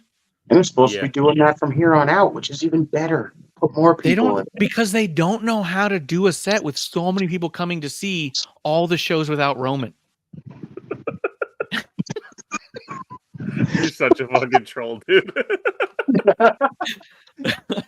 So now good. that Roman's off the show, we can't fit everyone in these buildings. Dude, those like our tiny, on those TV tiny finally. monitors they brought out on Raw. It's like, why We even spent try? so much money filling up this arena with screens for Roman because he was going to be here, and there's just so much space. Now that Cody's champ, we don't have space for any. There's just so many people. There's just so many people trying to get into the show without Roman. It's fucking. What are we gonna do? What did you guys think? What did you guys think of the WrestleMania set? I liked it. Right. I didn't think it was bad. I know a lot of people were like, it's not even anything compared to 39s. Who gives a shit? Still look good. I thought it was average. It was fine. Yeah. Just big screen with big XL, whatever. I like the lower ramp, but everything else, like I tweeted out and even hit up our guys over on Checkout with T-Pops. I was like, this is the most AEW looking set I've ever seen from WWE. because if you remember at the London show that AEW did, above the ring they just tarped off the top, and you can see like the tarp blowing in the wind, and that's what happened at this one. And like remember at that WrestleMania in Orlando, they had the ring on top with the turnbuckles and all that shit, and I was expecting to see like something dope above the ring, and it was just tarped off. Just saw black trash bags hanging up there. I was like, well, where's all the set design this year? But I couldn't see it because I was behind it. So You're behind all the garbage bags? I was behind the set itself. I didn't see an X or an L. Oh, yeah, there was just a big XL. It was a big rectangle with XL. I was like, okay. Damn. I was underwhelmed when I saw it, but I wasn't like, whatever. Yeah, was what it was. Well, just for having the biggest WrestleMania of all time, they obviously reduced the set to fit more people in there, and it worked. There's so many people, dude. So many people want to go see Cody win specifically. 201,000 tickets sold just to see Cody. Just to see Cody, dude. Just to see Cody. Dude, the next night at Raw, they were selling Cody weight belts that said the night after WrestleMania, American Nightmare. They were orange. He doesn't even wear orange. Signed, $500 each. They sold out immediately. Damn. Dude, I'm They only selling made this 40. T-shirt. It's orange. I have more than 40, and you can have it for $6. $500 just to have a belt that isn't anything like a belt he's ever worn, signed by him, just to say, I won yesterday. And people are like, yep, easy money. I'll pay $500 for that. What was the last piece of merch from Roman that cost $500? They never tried. They never even tried to sell something. Because Roman fans aren't suckers. They aren't marks. Yeah, they don't pay money for stuff. They had those signed They They had those signed chemo bags. Oh, those were God. rare. Damn. Those were rare. Wow. Damn. Wow. He actually Okay. takes an oral chemotherapy. Okay, Roman is Oh. orally fixated on his medications. That's how you Yeah, but like. there's been a lot of signed pill bottles in the past with wrestlers, so they can't do that. So many, dude. There's so many of those. True. Joseph says Cody versus AJ Styles is a great feud to start his title run. I agree. I actually do think that's going to be a fucking pretty solid feud, and I hope that they make little weird callbacks to Bullet Club because they both were in Bullet Club, but at separate times. I just hope they don't fucking overdo it. Bullet Club their brains out. Yeah, I just Shit's hope they so don't overdo it. It's so fucking. What'd you dumb. think about the Young Bucks finally making it to WrestleMania, dude? That's why I was like, "Oh, congratulations! You guys finally made it to WrestleMania. This is so Yeah, awesome." it's the only way they'll ever make it there. Exactly. That was the one and I saw- only WrestleMania appearance by Young Bucks for their entire lives. Just watched that. No, I was watching that night. And I was just going like, "Oh, hi, Bucks. Hi, Kenny." Yeah. I I didn't was like- realize Kenny was in there too. Where was he at? He was in He the was in picture a different too. picture. Yeah, there's like Cody, Jericho, and Kenny. They're just like, it's hysterical. Yeah. So, so now Young Bucks can say they finally made it to WrestleMania. They're in the main event. Hell yeah. Woo. All right, guys. Producer lady snoring pretty loud at this point. I thought Clump farted. It's a hard So it's rumble. that early. But yeah, I mean, overall, I like it. I mean, I do feel like I do think the Raw after WrestleMania delivered in that you did have some good appearances. You had Cena, you had Triple H, you had some cool stuff. It was fun. But I do feel like we've been talking about it all year since last year's WrestleMania. Triple H plays things very slow. And I think at times way too slow. I do think that these last couple shows were like, I mean, even producer asked me to go on. She don't watch Raw. I watched it just before we went on. She goes, how was it? I was like, it was fine. It was okay. It wasn't going to go down in history as one of the greatest Raws by any means. It was just, okay, we're starting over. We're doing something new now. And he just plays it so slow that like, yeah, you could probably miss a couple weeks and then pick up. You know what I mean? Like, it's just how Triple H does it. And to be honest, I think that it makes for cool, big moments, but it does make for a lot of, I don't want to say like missable or mediocre, but there's just some static shows that are going to happen in between. And I feel like that's where we're at. We're waiting for the draft. And I do feel like historically, when they've announced a draft, everything before the draft has felt like we're waiting for the draft. Yeah, it's a game. Yeah. So Well, that's that's where what we're at. I liked about this setup is that it doesn't seem like they're worried about brands leading into the draft, right? Like there's going to be a draft before Cody and whoever wrestle at the pay-per-view. Yeah. But it's not like Cody's locked to SmackDown or locked to Raw. You know what I mean? But the eliminator thing is happening on SmackDown. But if AJ wins and he gets drafted to Raw and then Cody's on SmackDown, now we're back to that same old school shit draft before the pay-per-view, you know? That's the only thing I'm worried about. Yeah, draft I think has always gone messy, so we'll see how it plays out. But it was a good time, dude. It was a good Mania. It was cool. It was fun seeing so many people be emotional about it. Right moves. The fact you haven't seen Roman since has been fucking sweet. But also same old, same old. We never see Roman, so just more of the same. Nice. You know what I mean? And now we're getting close to a Cody Rock match. So hey, I got another thing right. I was a little bothered that Tama Tonga became part of the bloodline. I was like, I'm not one to tell people who's Samoan or whatnot, but the whole point of them putting up that family tree was to say this is who's part of the bloodline. And then Jey Uso on Monday was like, we even letting people in we don't know? I was like, word. I mean, the thing is, this is what makes me wonder is Rock considers him family. That's the thing. Yep. Rock considers Haku family, even though he's not in the family. So he considers him family. So his sons are considered family as well. For the Rock's version of the Bloodline. My only concern really about this Bloodline 2.0, I think it can work, and I think we can have a civil war, and I think it could be really cool, but you're also really borderlining on Wolfpack NWO and White and Black NWO, and that could be a problem. Yeah. So fucking be careful. We get Rock in War Games. How nuts is that? Dude, Rock and War Games looking across the fucking their thing at Roman. Nuts. Place will blow up. Well, that's why them saying by orders of the tribal chief instead of by orders of the high chief, like, there's going to be some nuance there. So I think it's either Roman playing both sides or it's Solo trying to take over tribal chief like they had laid out in the storytelling earlier. So, but we can jump on another day and talk about that stuff. Yeah. Justin, you want to tell people where to find you? You can find me on X or Twitter, whatever the hell you want to call it, at JustinTime211. Follow my co-host, my brother, at JeremyInTime721. In Time Wrestling Podcast. It is going to be coming back. I don't know if it's going to be me by myself for a little while. I might start bringing some people in. I'm still trying to figure that out right now. But I'm telling you, the show's coming back. So keep your eyes peeled. Oh, yeah. There's an audio show. It's an audio on show. Your timeline.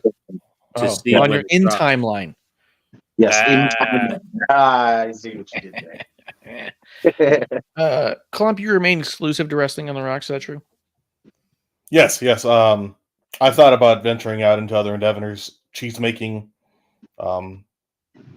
woodcraft, stuff like that. But I maintain this is where I'm at home at. Yeah, see, exclusivity. That's how we keep things here at Wrestling on the Rocks. He is our norm. Bishop, you want to tell people where to find you? It was a Cheers joke. It was a Cheers joke. Clump. It was a Cheers joke. If it's not about porn, I realized I was the youngest person in this fucking room too. Yeah, Clump's the youngest person here, and it wasn't about porn. What do you want from Clump? Yeah. You can find me at TW Takes Podcast or twtakespodcast.com for all audio platforms. I may or may not have plugged that already on this show, but it's only episode 1. I can't remember. You can also find me firmly behind Roman's nutsack because I do stand that guy, and he is way better than Cody. You can find me right behind Cody, ready to push him off a cliff. And I'll be here whenever Mars sends out the Bish signal. That's right, because you is a Bish. Hey, I can't say anything different. I drank your juice tonight, so good, right? What do you think of the Kolsch? 2 times. Yeah, I drank both. It's a little bit more sour than I would like, but that's probably because it's micro and older. So, like, had I had it that day or maybe a couple days later, it would have been less. But it's solid. I'm gonna have to have it. Yeah, I haven't had it since the day, so I got to see what it's like sitting in there. Yeah. It's solid. It's got a really, really clean flavor to it. It just hit me with a little bit of sour there. But I dig it. Well, I drank both. Good shit. I'm gonna try one this weekend. So I haven't had it since it's been canned, so we'll see how it goes. But guys, this is the dive bar of the IWC. This is Wrestling on the Rocks, episode 1. You can find us here, your drinking buddies. Keep your eye and subscribe and your notification. You don't have to be notified when we go live, but it's best if you do, so you can know when to come and have a drink with us. Bottoms up, guys. I do believe Digi and Amanda are going to be hitting up a lot of AE and indie shit that happened this past week over on Dive Bar on Thursday Night Chaser. So, stay tuned and keep track. And guys, that's last call. Cheers. The Fans First Sports Network. Producer Lady here. Thanks for tuning in. Continue to support and buy us a drink by putting the I in subscribe and reviewing our podcast. And cheers to Fans First Sports Network for keeping the dive bar lights on.